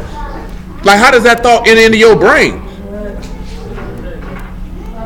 Sick man. You know what I'm saying?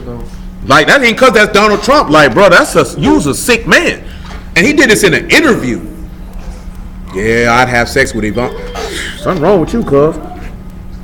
Then you know what that tells me? 9 times out of 10, he probably molested his daughter. And I'm willing to wager. The circles they run in, he probably molested his daughter. Because them people on that type of time. You wonder why a lot of famous people, their kids be all messed up in the head, and all them celebrity child people be all messed up in the head. They be touching on them children. You never seen that picture that circulated? There's a bunch of where they had Joe Biden with a lot of different little girls. Yeah, I see It's that. like he's like most of them are pedophiles, but they always show like him and girls, and he'll be. They'll show clips of Joe Biden touching on little girls. I seen the clips you talking about. I might have seen them before, but I know they pedophiles in those elite circles. That's what they into. That's what they into. That's what they into. You know what I'm saying? Can I say that definitively that this person is a pedophile or that person? No. I can say Donald Trump won, because if you can say you had sex with your daughter, I'm going to go with 99% accuracy. You touched her when she was little. He said he would have sex with his daughter. But he didn't say this recently. He said this years ago. See, when you run for president, they going to pull everything out on you. Anything you've ever said, anything you've ever done. That's why that junk ain't for everybody. You know how old you got to be to run for president? You got to be 35 years old. That's in the Constitution. Because I had somebody tell me, I'm running for president. I said, yeah, you need to wait about another 14 years, cuz. You got to be 35 years old to run for president. And you got to be a natural-born United States citizen. That's why they went so hard on Obama, talking about he couldn't be president because he wasn't born here. I don't know if the nigga was born here or not. I really don't care. But Trump was the main one pushing that. And he probably was right. Shoot. Nigga probably wasn't born here. I don't know. What I wasn't there when he came out his mama's vagina. They say he was born in Hawaii. That's what his birth certificate say. But people are of the contention that he was born outside the United States and that his birth certificate is doctored. I mean, there was that birther movement, and Trump was a big proponent of it. He wrote Obama about that the whole 8 years he was president, that he wasn't born here. Because if he wasn't born here, then that means his election was illegitimate, which means you would have had to toss him out, and Mitt Romney would have had to been president. The person who he ran against the first time. Oh, did he run against John McCain? He ran against John McCain the first time. Yeah, he ran against McCain the first time. So that means by default, McCain would have had to been president. Because Obama would have never been running in the first place. It wouldn't have did this, the succession, and Biden would have took over because the whole election would have been illegitimate. Go ahead. Well, yeah, you threw it Ephesians, right? Yeah, 2 Samuel 19. Yeah, go ahead. It said, And the victory that day was turned into mourning unto all the people, for the people heard say that day how the king was grieved for his son. Can y'all think of a day that was made victorious, but it turned into sadness? When Yahusha got killed, that was a victory day, but it was turned into mourning because they were weeping. Because they hadn't realized. Because we talked about this last night when they said the prince of this world was judged. That was a day of victory. Go ahead. It said the people got them by stealth that day into the city, as the people being ashamed steal away when they flee in the battle. But the king covered his face, and the king cried with a loud voice, "Oh my son Absalom, oh my son Absalom, my son, my son." And Joab came unto the house of the king and said, "Thou hast shamed this day the faces of all thy servants, which this day have saved thy life, and the lives of thy sons and of thy daughters, and the lives of thy wives and the lives of thy concubines. Listen what he say next. And that thou lovest thine enemy and hatest thy friend. Yep. For thou hast declared this day that thou regardest neither prince nor servants. For this day I perceive that if Absalom had lived and all we had died this day, then it would have pleased thee well." Joab is executing judgment on David right now. Because he's telling David, your son tried to kill you. All these people could stood up to protect you and to save you, and you weeping for him. Because look at what he just told. Joab didn't look at it as the fact that this was your son. He said you love your enemies and hate your friends. And he said that if we would have died in battle, you would have been more pleased with that than Absalom, who was an idolater, a blasphemer, and a sinner. See, that's what judgment will do for you. Because guess what David was thinking about emotionally? My son is dead. My son is dead. Would he justify being sad for that his son was dead? Absolutely. But you can't allow that to cloud your judgment. And guess what Joab doing? It straightening it. Look at the next thing he telling. "Now therefore arise, go forth and speak comfortably to thy servants. For I swear by you, who if thou go not forth, there will not tarry one with thee this night. He told him, if you don't go, we all leaving. And that we will be worse unto thee than all the evil that befell thee. And we gonna mash on you. And we gonna mash on you." That's strong for a man to go tell that to the king, ain't it? But guess what? Judgment necessitated that somebody had to tell him that. Somebody had to tell him that. You wrong, sir. Guess what David do? Then the king arose and sat in the gate. And they told unto all the people, saying, "Behold, the king does sit in the gate." And all the people came before the king, for Yasharal had fled every man to his tent. So then they all gathered themselves unto him. And all the people were at That's strife. good right there. Give me verse 12 though. It says, "Ye are my brother, ye are my bones and my flesh. Wherefore then are ye the last to bring back the king?" And say unto Amasa, "Art thou not of my bone and of my flesh? Elohim do so to me, and more also, if thou be not captain of my host before me continually in the room of your eyes." And look at what David do. And he bowed the heart of all the men of Yehuda, even as the heart of one man, so that they sent this word unto the king, "Return thou and all thy servants." What y'all think that mean when they say he bowed their heart as one man? He bowed all eight. That meaning the word bowed in this particular verse is natah. It means to stretch out, to extend, to offer, to hold out, to spread out, or to incline, or to influence.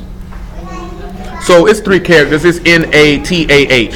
So what would we get for that? If we spelled natah right now, what would we get for that? Let's see. Oh, we talking about the Hebrew characters. My bad. No, you're all right. But in reality, I think that's what it's going to come out to. Natah. N-A-T-A-H.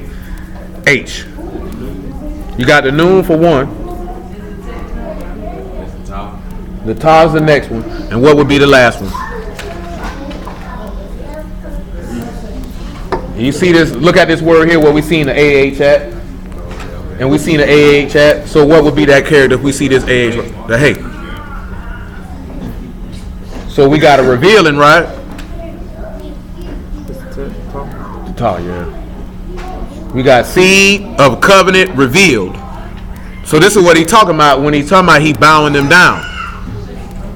Because he's trying to influence them. And what is he influencing them to? Life. Come back to Jeremiah 32. Where we start at Jeremiah 32? Jeremiah 32, everybody.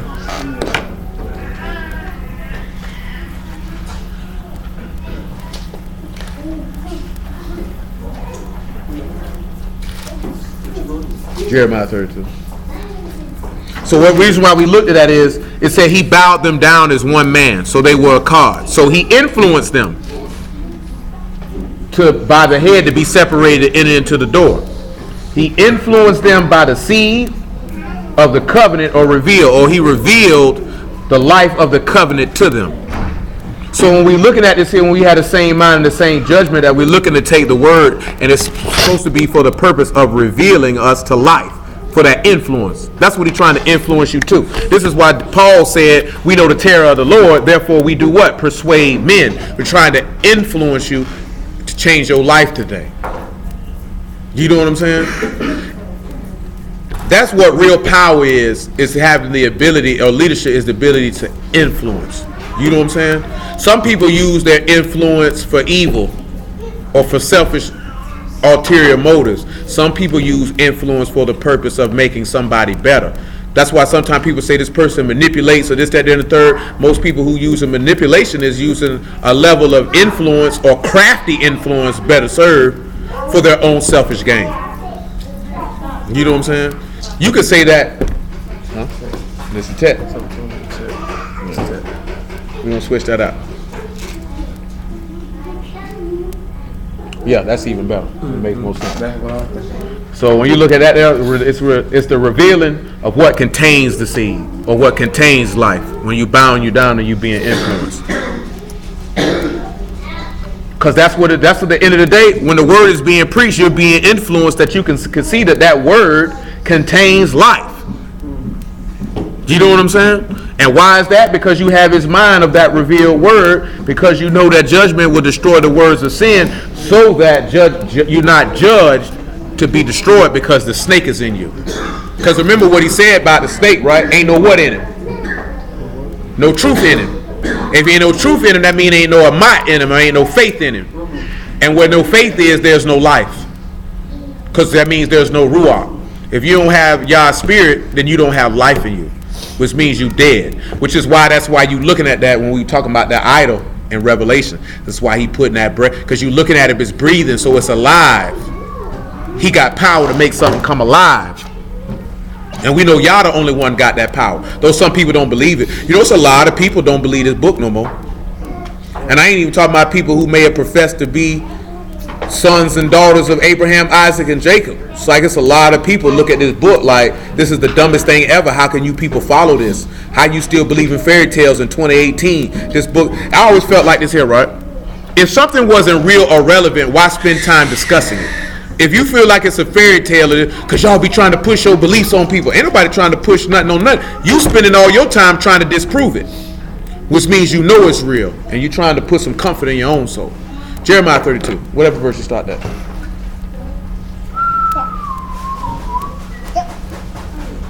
We at 36. Jeremiah 32 and 36. And now therefore thus said Yahuwah, the Elohim of Yasharal, concerning this city, whereof ye say it shall be delivered into the hand of the king of Babylon, by the sword, and by famine, and by the pestilence. Behold, I will gather them out of all countries, whither I have driven them in my anger, and in my fury, and in great wrath. And I will bring them again into this place, and I will cause them to dwell safely. And they shall be my people, and I shall be the Elohim. Guess what he said he gonna do? And I will give them one heart, and one way, that they may fear He gave him one forever. what? One way, that they may fear me forever. Oh boy, For the smell good like of them and their children after them. Pause. So if he give him one heart, what's the word for heart? Leb, right? So he's giving them one teaching to get into the house. If he giving them one way, he giving them Dirach.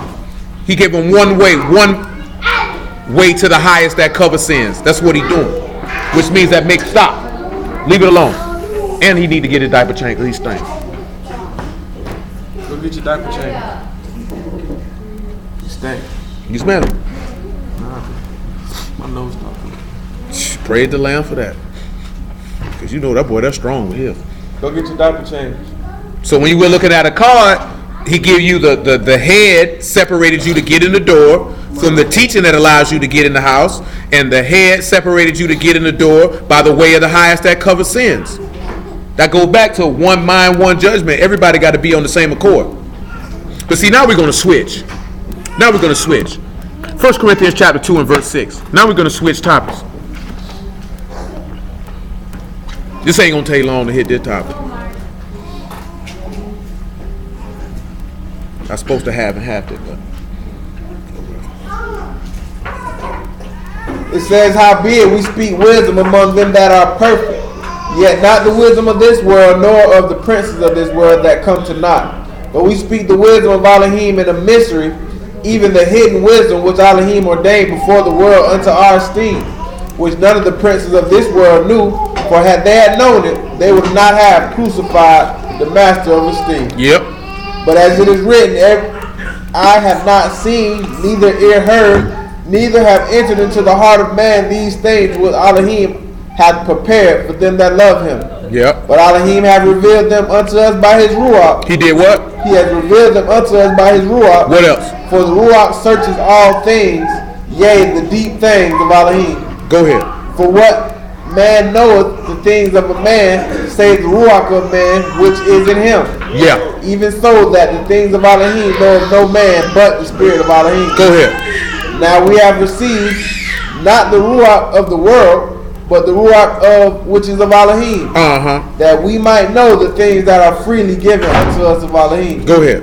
Which things also we speak, not in the words which man's wisdom teaches, but in the Ruach HaKodesh teaches, comparing spiritual things with spiritual. Go ahead.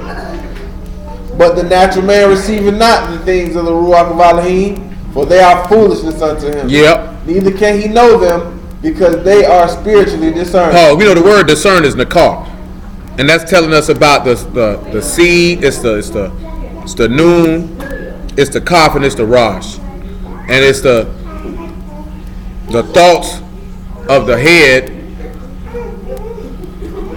which lead to life. So when somebody who is not spiritually discerned and can't know them, they don't have the thoughts or the mind of Yahuwah. They don't know his word. But that's not what we came there for. Continue. For who have known the mind of the master? Who have what? Known the mind Who of the has master, known the word of the master? that he may instruct him. You missed a verse. I did. But he that is spiritual judges all things. He that is what? Who does what? He that is spiritual judges all things. Yet he himself is judged of no man. Stop right there. What does that mean?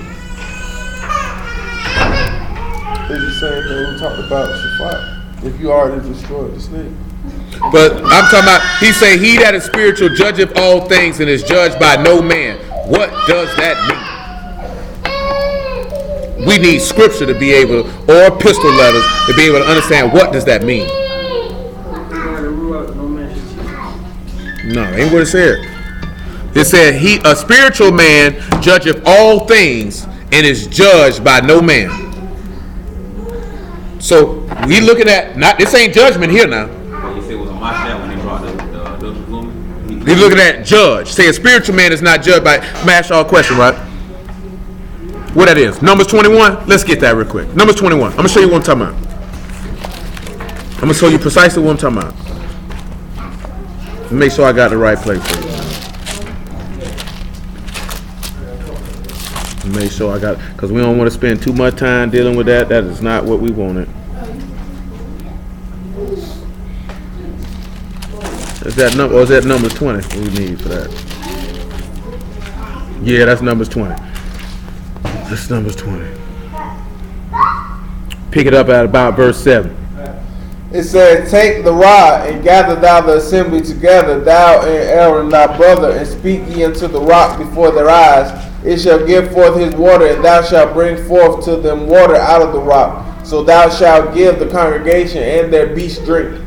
And Moses took the rod from before Yahuwah as commanded him, and Moses and Aaron gathered the congregation together before the rock. And he said unto them, hear now, ye rebels, much we fetch you water out of this rock. Yep. And Moses lifted up his hand, and with the rod smote the rock twice, and the water came out abundantly, and the congregation drank, and the beast also. Go ahead.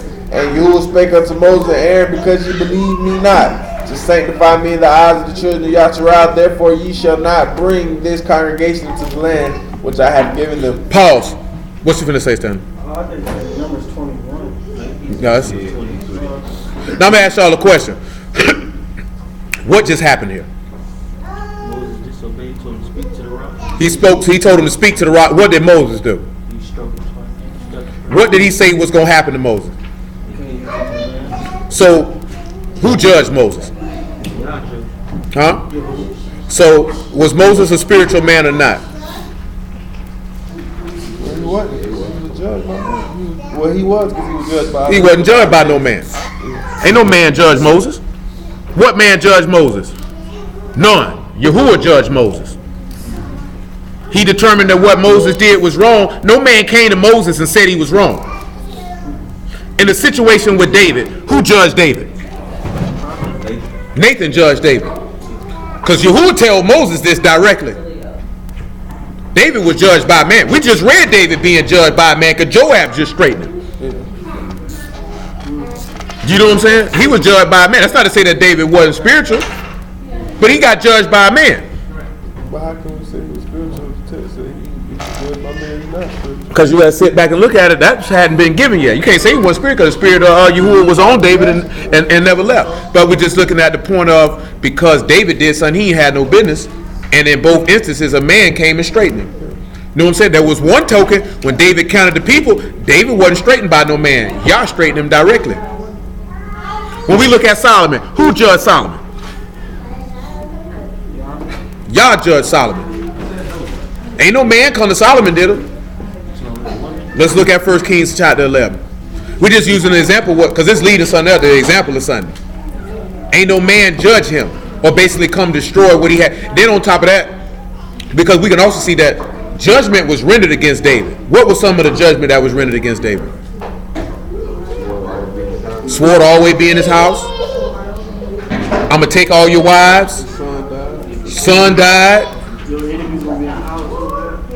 He said that's what part he'd be on the sword. The sword to always be in your house. I don't think he mentioned nothing with his enemies. Oh no, he didn't say nothing about mercy. He said something about him. We were going to war in his household though. He wasn't going to have no peace in his household. That the enemies of his enemies would always be there of his own house. That's why Absalom died. David knew why Absalom died. Because you couldn't keep your penis in your pants. That was your fault Absalom died. You know what you was out here doing. Sure wasn't. This is what he told him what happened to him. I will raise up evil against thee out of thy own house. I will take thy wives before thy eyes and give them to thy neighbor. He shall lie with thy wives in the sight of this son, for thou did it secretly. But I will do this thing before all Yasharal and before the sun. Since I read that, give me 1 Timothy chapter 5 and verse 20. And listen what it said. And David said unto Nathan, I have sinned against Yahuwah. And Nathan said unto David, Yahuwah have put away thy sin, thou shalt not die. So surely David came and was judged by, when you're looking at judging or destroying the words that contain the snake, you're either going to get your judgment from Yahuwah or from a man, and he sent Nathan to do it. Y'all could have came to David directly and told him that, but he sent Nathan instead. 1 Timothy 5 and 20. It says, then that sin rebuke before all, that others may also fear. You see, that's the same thing we just looked at, because David was going to be rebuked before all. I charge thee before Elohim and the Master Yahushua Mashiach and the elect Malachim that thou observe these things without preferring one before another, doing nothing by partiality. Look at what Joab did to David, what we read in 2 Samuel. Did he prefer David above all the other people? Ain't no preference. Execute proper judgment every time. Go ahead. It say, lay hands suddenly on no man, neither be partaker of other men's sins. Keep thyself. Hold on, don't be what? Be partaker of other men's sins. Don't be partakers in other men's sins. Keep thyself pure. Keep thyself pure. You have to separate yourself. If you're going to be a cod, remember how we read it, how he be joined to a harlot? Elohim forbid. Don't you be around here running with niggas sinning. Keep yourself clean. Go ahead. Drink no longer water, but use a little wine for thy stomach's sake and thy often infirmities. Some women's sins are open before. Some men's sins are open beforehand, going before to judgment, and some men they follow. What y'all think he mean when he say some men's sins are open beforehand?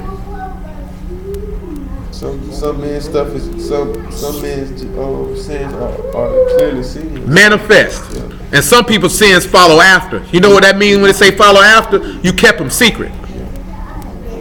See, when we look at David, remember he said, you did this thing secretly. I'm going to do it in the open. Let me show you why. Let me show you why we're looking at that. Put up here, man. Go to Job 31 and 27.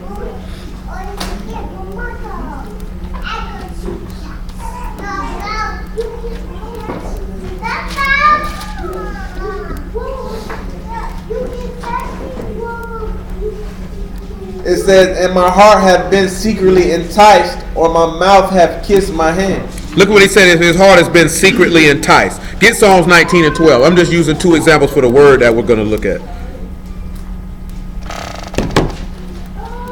It says, who can understand the errors? Who can understand what? His errors. What else? Cleanse thou me from secret faults. Secret what? Fault. The word secret is sathar, and it's spelled C-E-T-H-E-R. What characters will we use for that? It means to cover, a secret place to hide.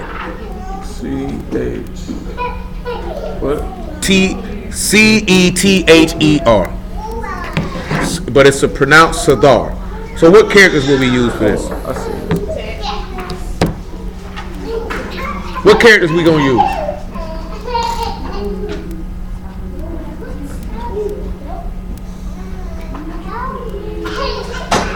Who got an idea what characters we gonna use for this? It's pronounced sathar. You ain't gonna use no chet for this. We already talked about the seed in the beginning. You gonna use a samak for this. You gonna use a samak for this. What's the next character we gonna use? What's the next character we gonna use?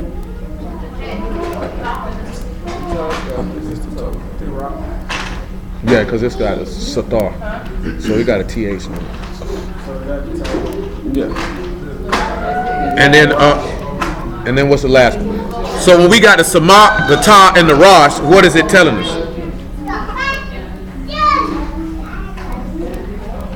Because it's dealing with covering up your sins. See, some people's sins are they hide them.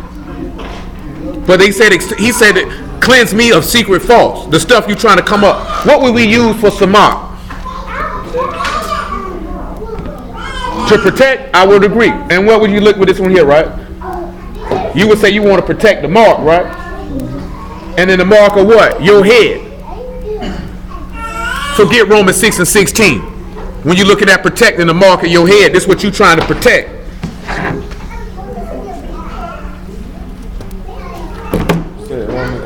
Romans 6 and 16. Because remember, he that commits sin is of the devil. So if you commit sin, the devil is your head. So you're going to protect his mark. And what is his mark? Lust, lascivious. That's what David was doing. When he was around here committing adultery, he was trying to protect who was leading him at the time, which was the adversary, because he committed adultery and then murder after that and used deception in doing so. See, when you commit sin and you keeping your secrets or you trying to cover it up, is because you trying to protect that you serve the devil. Oh, you done seen it. Some of us done participated in it, whether you knew you were serving the devil or not. You ain't want nobody to know what you were doing, so you covered it up, because you ain't want nobody to know you served the devil.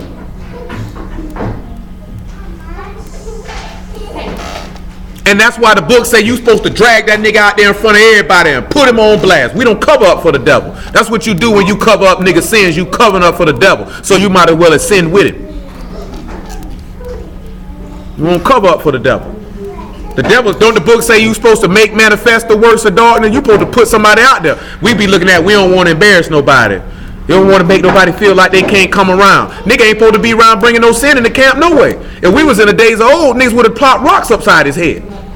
All you telling somebody is what did we just read in 1 Timothy? It said rebuke before all that others might what? Fear. See, in the days of old, you got stoned so others might fear. See, we ain't stoning nobody. You know what I'm talking about?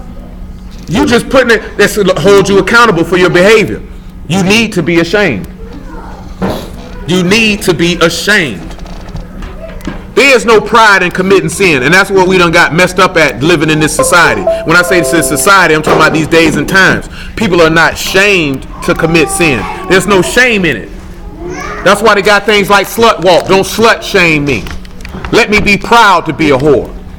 Let me be proud to be a homosexual. Let me be proud to be a whore mom. Come on, they got shows about swingers. How can you be comfortable trading your wife off? You know what I'm saying? Don't make me feel bad about being evil. So that's why we get to the point and you see somebody sinning, I ain't gonna say nothing. You know what I'm saying? That judgment ain't going for, wrong judgment going for, because you're not even gonna say nothing to them. You're not even gonna let it be known. See, letting it be known ain't snitch, because ain't nobody going to jail. If you seen somebody doing something he had no business, or if we aware you doing something had no business, you had to stand before the people and you had to confess that. You had to confess that. You had to let that be known. It wasn't just no, oh, hey, man, it's all right. It's still a big deal. It is a big deal. So that everybody else will know that's what's going to happen to you if you do it. So that's going to make you do one or two things. Keep your mind right, or you're going to cover your sins up. But get what? All them sins get exposed on that last day, because when he open that book up, he going to put you on blast. And he going to judge you too. And you're going to be like, I thought that was a righteous brother. Why he getting killed? He had a snake in him. Secret false. He had that's why he say, cleanse me of them. Cleanse me of these sins I'm trying to cover up. I don't want nobody to know. That's why he say, he that confess his sins and forsake them. He say, he that covers his sins shall not prosper. But he that confess them and forsake them shall have mercy. Go ahead, keep covering them up. See, that you know why people don't like to confess their sins? Because they going to go do it again. They don't want to be held accountable. I'm going to go do it again. I don't want to say, I'm going to go do it again. That's why you don't want nobody to know. And that's how you know somebody's serious about changing. About changing, because you're not ashamed. This man told us in Ezekiel, be ashamed, every one of you. You know what I'm saying? See, we don't be wanting to hear that. I want to feel good after I hear the word. You can't feel good and your soul ain't saved. The prospect of salvation to make you feel good, and now I got to do what I got to do to get it. You know what I'm saying? But if you in a state where you know you ain't finna get it, why would somebody tell you all the greatness and goodness Yahuwah got to give to you and you ain't going to be a partaker of it? I just gave you some false hope for you to go back home and be the nasty drunk whole slut that you've been doing. The idolater that you've been. That's why people like going to church on Sunday, because it touched their emotions. They sing for an hour. You know what I'm saying? You're stoked emotionally. So you don't feel bad about nothing you got going. Or they give you great speeches about certain stuff. This your season for your life. Nigga, I don't want to hear that, cuz. Nigga, I just got finished selling crack. You think I want to hear that? I know I just was in the club doing ungodly things last night. That's all they doing, is strengthen you in your wickedness. That's what most brews do. Just keep the law to the best of your ability, brother. The best of your ability. We can't keep all these laws, and in the same breath you tell a Christian you got to keep the laws. That's hypocrisy. You know what I'm saying? That's hypocrisy. I don't know. You're supposed to implore people. Peter told them, save yourself from this untoward generation. That's what Peter said. How you going to save yourself from an untoward generation if you're a participant with said generation? Do you know what I'm saying? You have to separate yourself, which means you have to be willing to take on his mind to have his judgment so he don't judge you, which would make you a car with him. And that's as simple as that. Then, because he's influencing you. That same word that's giving you judgment is the influence for you to realize that this man contains life in him. Romans 6:16.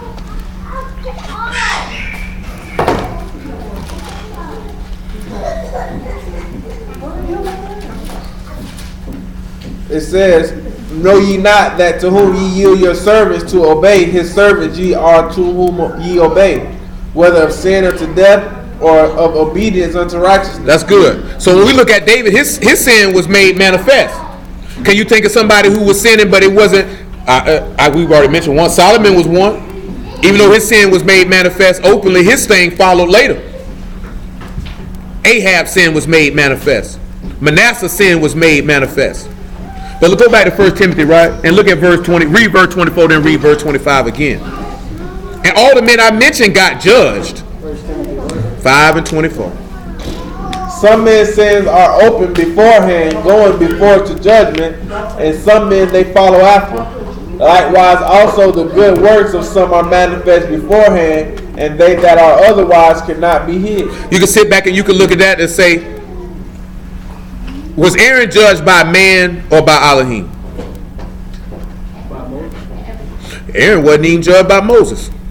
Aren't those When he made that golden calf, he ain't even judging. He ain't even judging. He ain't say nothing to him about it. But he ain't getting that land though. No, he ain't getting that land though, not at all. Because he was judged by Elohim. He was judged by ain't no man come up to Aaron and straighten him. Not now. You know what I'm saying? I thought one was like what you had done. Why you making people do wicked or something like that? He was speaking in turn like you've caused them to be naked before their enemies and caused them to run, but there was no judgment pronounced on him. I thought that's why he made it golden calf. He didn't make Aaron do it. He said he made all the people do it. People that participate. He made everybody do it. Everybody who was there. It didn't specify he made these people do it. He said he made the children of Yasharal drink it. The only time Aaron got straightened verbally is when Yah told him, you better not cry for your sons, or I'm going to kill you too. And what did they do? Burn strange fire on the altar. And he said, you better not cry for him. See, some of y'all will sit back and look at that. That's harsh. You can see your kids committing a sin and y'all kill him, you going to weep. I say, kill that nigga dead, because he knew better. And it's still your fault if you know. Do you know what I'm saying? And we know Aaron's sons knew. You was sons of the high priest. You went in there and did what you wanted to do. I ain't finna weep for you. I ain't finna weep for you. That's the same token. If you know your son was out here selling dope, gang banging, do all that there, nigga blow their brains out, shoot, son. That's what you get. That's what you supposed to look at a cat. That's what you get. I'm sorry, I ain't gonna see you no more. I ain't gonna shed no tear for you though. Especially if I told you and you know I ain't go for it. Now if I ain't tell you and explicitly you know I ain't go for it, then I'm gonna shed a tear for you. But if I told you, like, cause you got some people, you ain't gonna bring no evil in this house. This is what you gonna do. You can't live here. I'm not finna shed no tears for you other than I'm sad you're gone. Not why they did my baby like this. You did yourself like that, son. You did yourself like that. I can't stand them mamas that be like that. You did yourself. You know what that nigga was out here doing. I hate women that be like they don't act like you ain't know what he was out here doing. No, you took that crap money. You know what I'm talking about? He ain't deserved this. He got killed in a robbery. You know what I'm saying? I know niggas who've been killed in robberies and they people was like, why you did this to my baby? This nigga was robbing somebody. He in heaven looking down on that nigga in that box. Looking at the top of that box. He don't know what's going on. The book say all your thoughts perish. He don't even know he sleep. He knew when them lights went out. You know when them lights finna go out and you might be apprehending. Them lights went out. It's over. He ain't in heaven looking out. Sure ain't in heaven. He a killer. And a thief. What you think he around there floating? Look at Jesus. Caught in the act. Caught in the act. You got niggas who done got 20, 30 bodies talking about he in a better place. Nigga be knowing whore. Nigga died from AIDS. He was a good man. This nigga's a whoremonger. Every woman he done fornicated with at his funeral. He a good man. I ain't lying. Come on over here to John chapter 19 and verse 5. See, people like to hear. See, y'all already know, but nigga don't want me to preach at their funeral because I'm not gonna tell no lies for you. I told my wife I go before you. I'm trying to tell you right now, boy. I come to your funeral and you were wicked. Hey man, Jimmy going to hell. But for the rest of y'all got a chance to save your soul. You know what I'm talking about? We can't do nothing for him. He gone. It's over with for him. Ain't no repentance in the grave. We can't do nothing for him. But y'all can do something for yourself. Straight up and down. That's exactly what I'm gonna say. If you were righteous, hey, he'll be resurrected on the last day. But y'all going to hell. You don't get that spirit in. What y'all gonna do? Ain't finna come here and make you feel good. That just Pastor preached the word at the funeral today.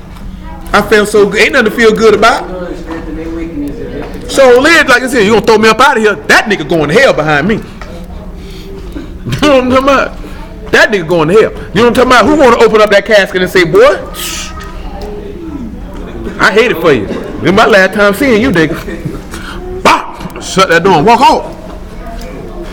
All jokes aside, though, man, that's a sour deal, though. All jokes aside, though, that's a sour deal, though. When you actually know the fate, when you actually know the judgment of a man, according to the word, that's a sour deal, man. That should be a sobering reality for you to get your soul together. Because if your soul ain't right and you leave here, that's your fate. That man say if you don't have the Ruach or Mashiach in you, you don't belong to him. So that's a sobering reality. 'Cause I'm telling you right now, y'all forbid any of you die. Well, I'm not lying at your funeral. You know what I'm saying? See, Brother Golden wanted me to preach at his funeral. His family rejected that. Because I definitely was finna go do it. Why they respect that man wishes? I can't answer that. I cannot answer that. I already told my wife. Go for you. I can't answer that. Preaching. I'm telling you right now, you ain't got to preach over mine. Just drop me in the ground, send me on my way. Preaching good. Send me on my way. Because like this here, well, cause I set the whole thing up. We had your funeral in the middle of the week. Yeah. Really care about it? Really care? Mess around, I have it on a Sunday. How dare he? Come on around. Good service, all right. Yeah, I ain't telling you. I'm trying to tell you, man. I don't want none of that. I don't want to stand over none of y'all body and be like that nigga going to hell. Cause I'm telling you, it's gonna be a short sentence. I ain't gonna say it for long. Cause I'm gonna move right past you. Ain't nothing to talk about you for. You dead. What we talking about you for? Your time on this planet is over. You know what I'm talking about? Shoot. Talk to these people who are alive. The book say ain't no hope for the dead, but for the living. Shoot. We gonna talk to the living.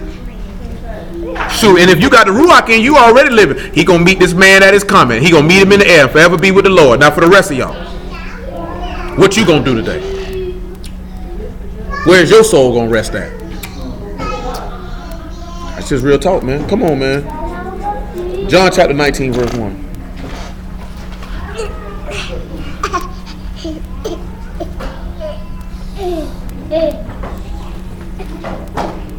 I meant verse 5, man.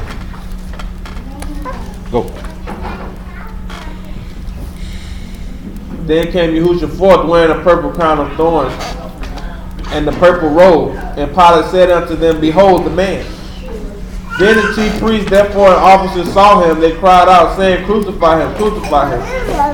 Pilate said unto them, Take ye him and crucify him, for I find no fault in him. So let me ask y'all a question. Did Pilate judge him? Yeah, see, he found no fault in him. Go ahead.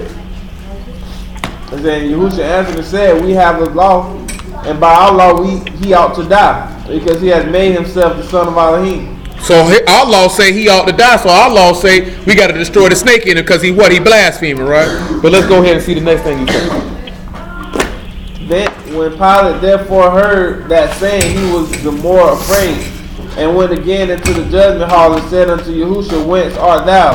But Yahushua gave him no answer. Then said Pilate unto him, Speakest thou not unto me? Knowest thou not that I have power to crucify thee and have power to release thee? And what did Yahushua say?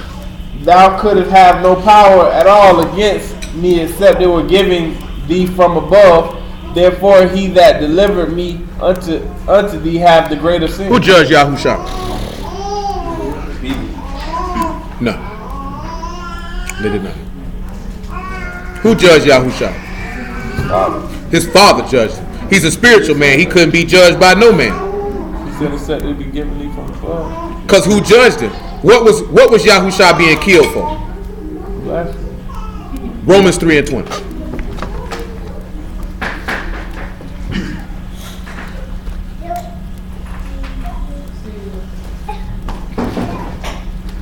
Romans 3 and 20.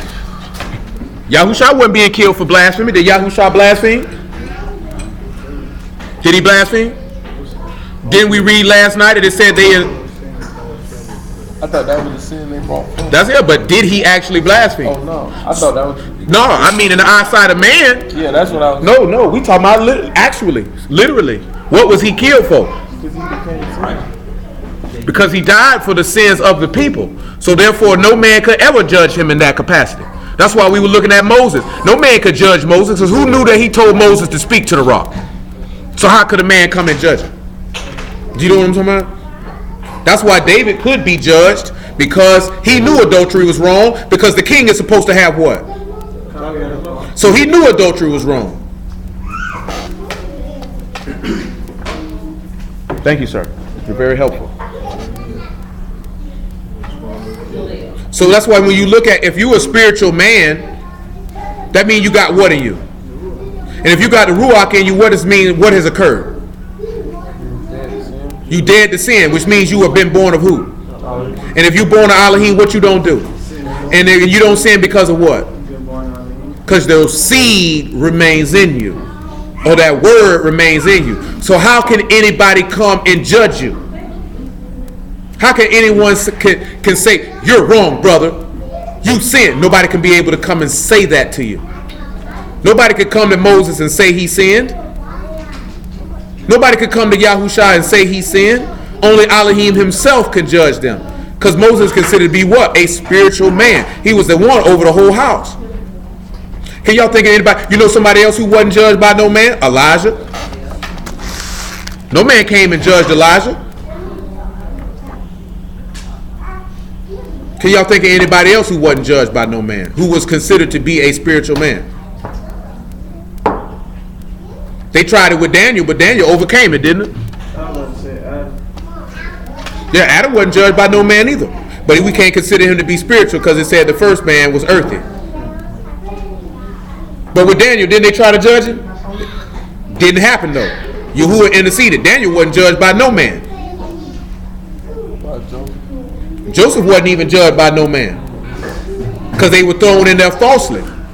No man could came to Joseph and said, you're wrong. Nobody could come to Adam and say, you were wrong.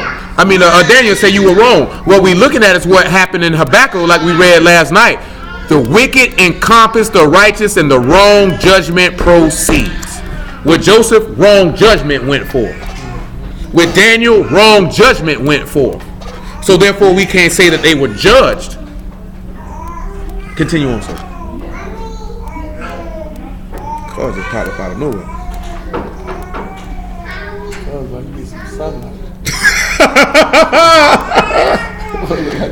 He say he loses some vitamin D. Go ahead, man. You said 2 and 22? 3. Romans 3 and 20. It said, therefore by the deeds of the law there is no flesh shall be justified in his sight, for by the law is the knowledge of sin. And if you can't be justified because of the law, you're gonna have to be what? Judged by it. I mean, he gonna have to consume the words of the snake that's in you. Go ahead. It says, but now the righteousness of Elohim without the law is manifest, being witnessed by the law and the prophets. Mm-hmm. Even the righteousness of Elohim, which is by faith of Yahushua HaMashiach unto all and upon all them that believe, for there is no difference. Mm-hmm. For all have sinned and come short of the esteem of Elohim, being justified freely by his grace through the redemption that is in Yahushua HaMashiach, whom Elohim set forth to be propitiation through faith in his blood, to declare his righteousness for the remission of sins. So this is what Yahushua was judged for. He was judged so that sins could be remitted. Only Elohim could be able to render that type of judgment. Because we read it last night. He came to destroy him that had power over death, that is the devil. So that's what the purpose of him being judged was for, was to destroy death. No man can render that type of judgment on. Because was there any snake in Yahushua? No. But Matthew chapter 6 and verse 1. You might want to leave that alone, man.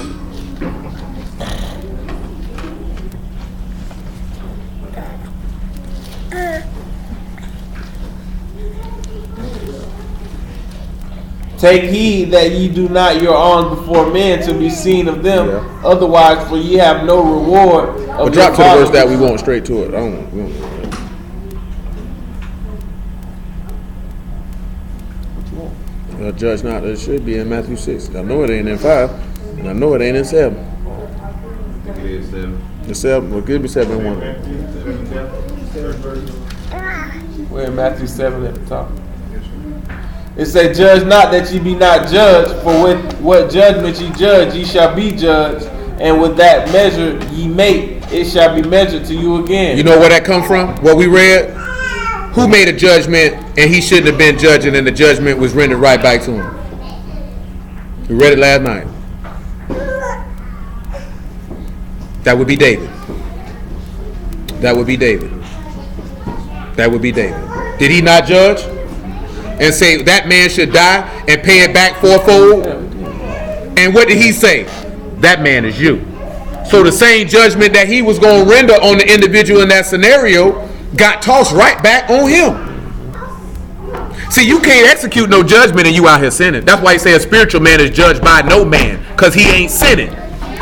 So how you gonna judge him?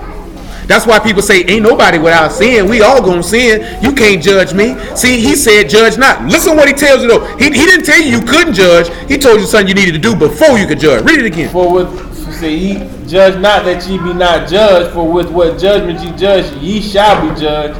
And with what measure ye meet, it shall be measured to you. See, pause, because our law tell you to have a what? A just weight, a just meat yard, and a just measure. So he ain't doing nothing but telling you what the law already told you.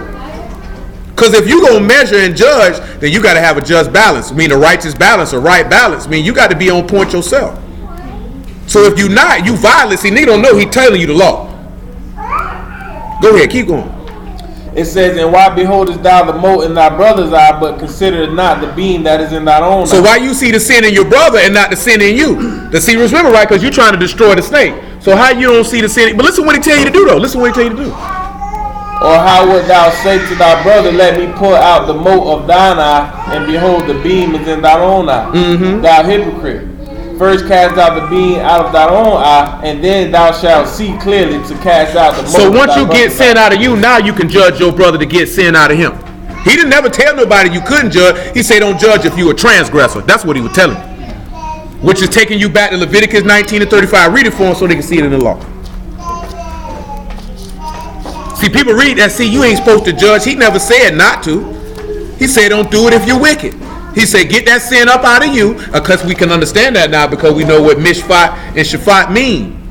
By this is judging, by knowing what is right and what is wrong, custom. And this is vindicating, condemning, deciding a case. Then when we spell it, we see destroying the words that contain sin and destroying the commands of the snake. You came around here and say, you going to hell, brother, if you sleep with that woman. That's why he told him, judge not. He told him, he without sin cast the first stone. Y'all trying to destroy the snake in her. You ain't destroyed the snake in you. Don't try to bring this woman around here and have her stone, because then what's the point? That's why everybody walked off, because they all knew they were sinning. Because we know, how did it describe John the Baptist's parents? It said they were righteous and blameless in all the law. They could have stood there and stoned that woman if they wanted to. Also twofold, Yahushua was showing mercy. But then we also see what he told that woman, don't do it again though. He ain't telling, it's okay baby, I love you. Don't you do it again. Don't you do it again. That man ain't gonna see, people feel like once he forgive you, you can do it again and he'll forgive you again.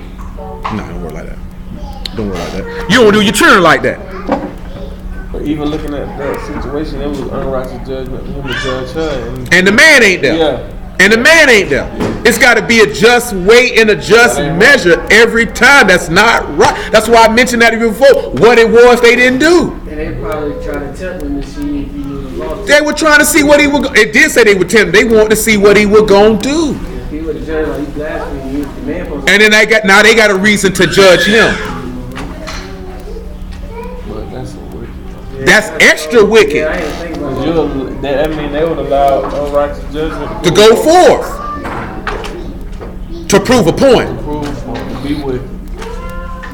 All of us done seen that live in the flesh. All of us done seen that live in the flesh, whether in the word or not in the word. I ain't just trying to specify time in the word. You done seen people pull wicked stunts just to be wicked to prove a point. Y'all forbid any one of us done actually done that ourselves. Go ahead, man. 19. And 35, look at what it say. Matter of fact, give me 30. Tell me what 30 say. It said, ye shall keep my Shabbat and reverence my sanctuary. I am Yahuwah. Regard not them that have familiar spirits, neither seek after wisdom to be defiled by them. I am Yahuwah your Elohim. Thou shalt ride before the hoary head and honor the face of the old man and fear thy Elohim. Okay, yeah, 35 good. Yeah, I thought it was higher, the other part I was looking. Go ahead, 35. It says, ye shall do no unrighteous injustice. We already read that in 19 and 15. No unrighteousness in judgment. That means when you turn around and you finna execute destroying the words of sin, you cannot be unrighteous in doing it. That's why Mashiach told you don't judge by appearance, but judge righteous judgment, because they was doing unrighteousness in judgment. Continue, sir. It says, "Ye shall do no unrighteousness in judgment, and meet yard in weight or in measure." Or in what? Or in measure. Didn't he say the same measure you measure gonna be measured back unto you? So you can't measure a matter, because when you doing that and you judging and you got a beam in your eye, you not doing it with a just measure, because you're not justly judging your own self. Go ahead. Just balances, just weights, a just ephah, and a just hand shall ye have, and I am Yahuwah your Elohim, which brought you out of the land of Mizraim. Go ahead. Therefore shall ye observe all my statutes and all my judgments, and to do them. And you know what? And as we conclude with that, that's what we'll conclude. And when we look at it, what? When we look at David, was it a just weight, a just measure in his judgment? When we look at Benjamin, was it a just weight and a just measure with him? When we looked at Moses, was it a just weight and a just measure? Even when we look at Yahushua, was a just weight and a just measure for the cause of what he was being judged for. You know what I'm talking about? So when you look at that, when we talking about dealing with judgment, you got to be on point. This is what lets you know what is right and what is wrong. But this is when you actually trying to condemn.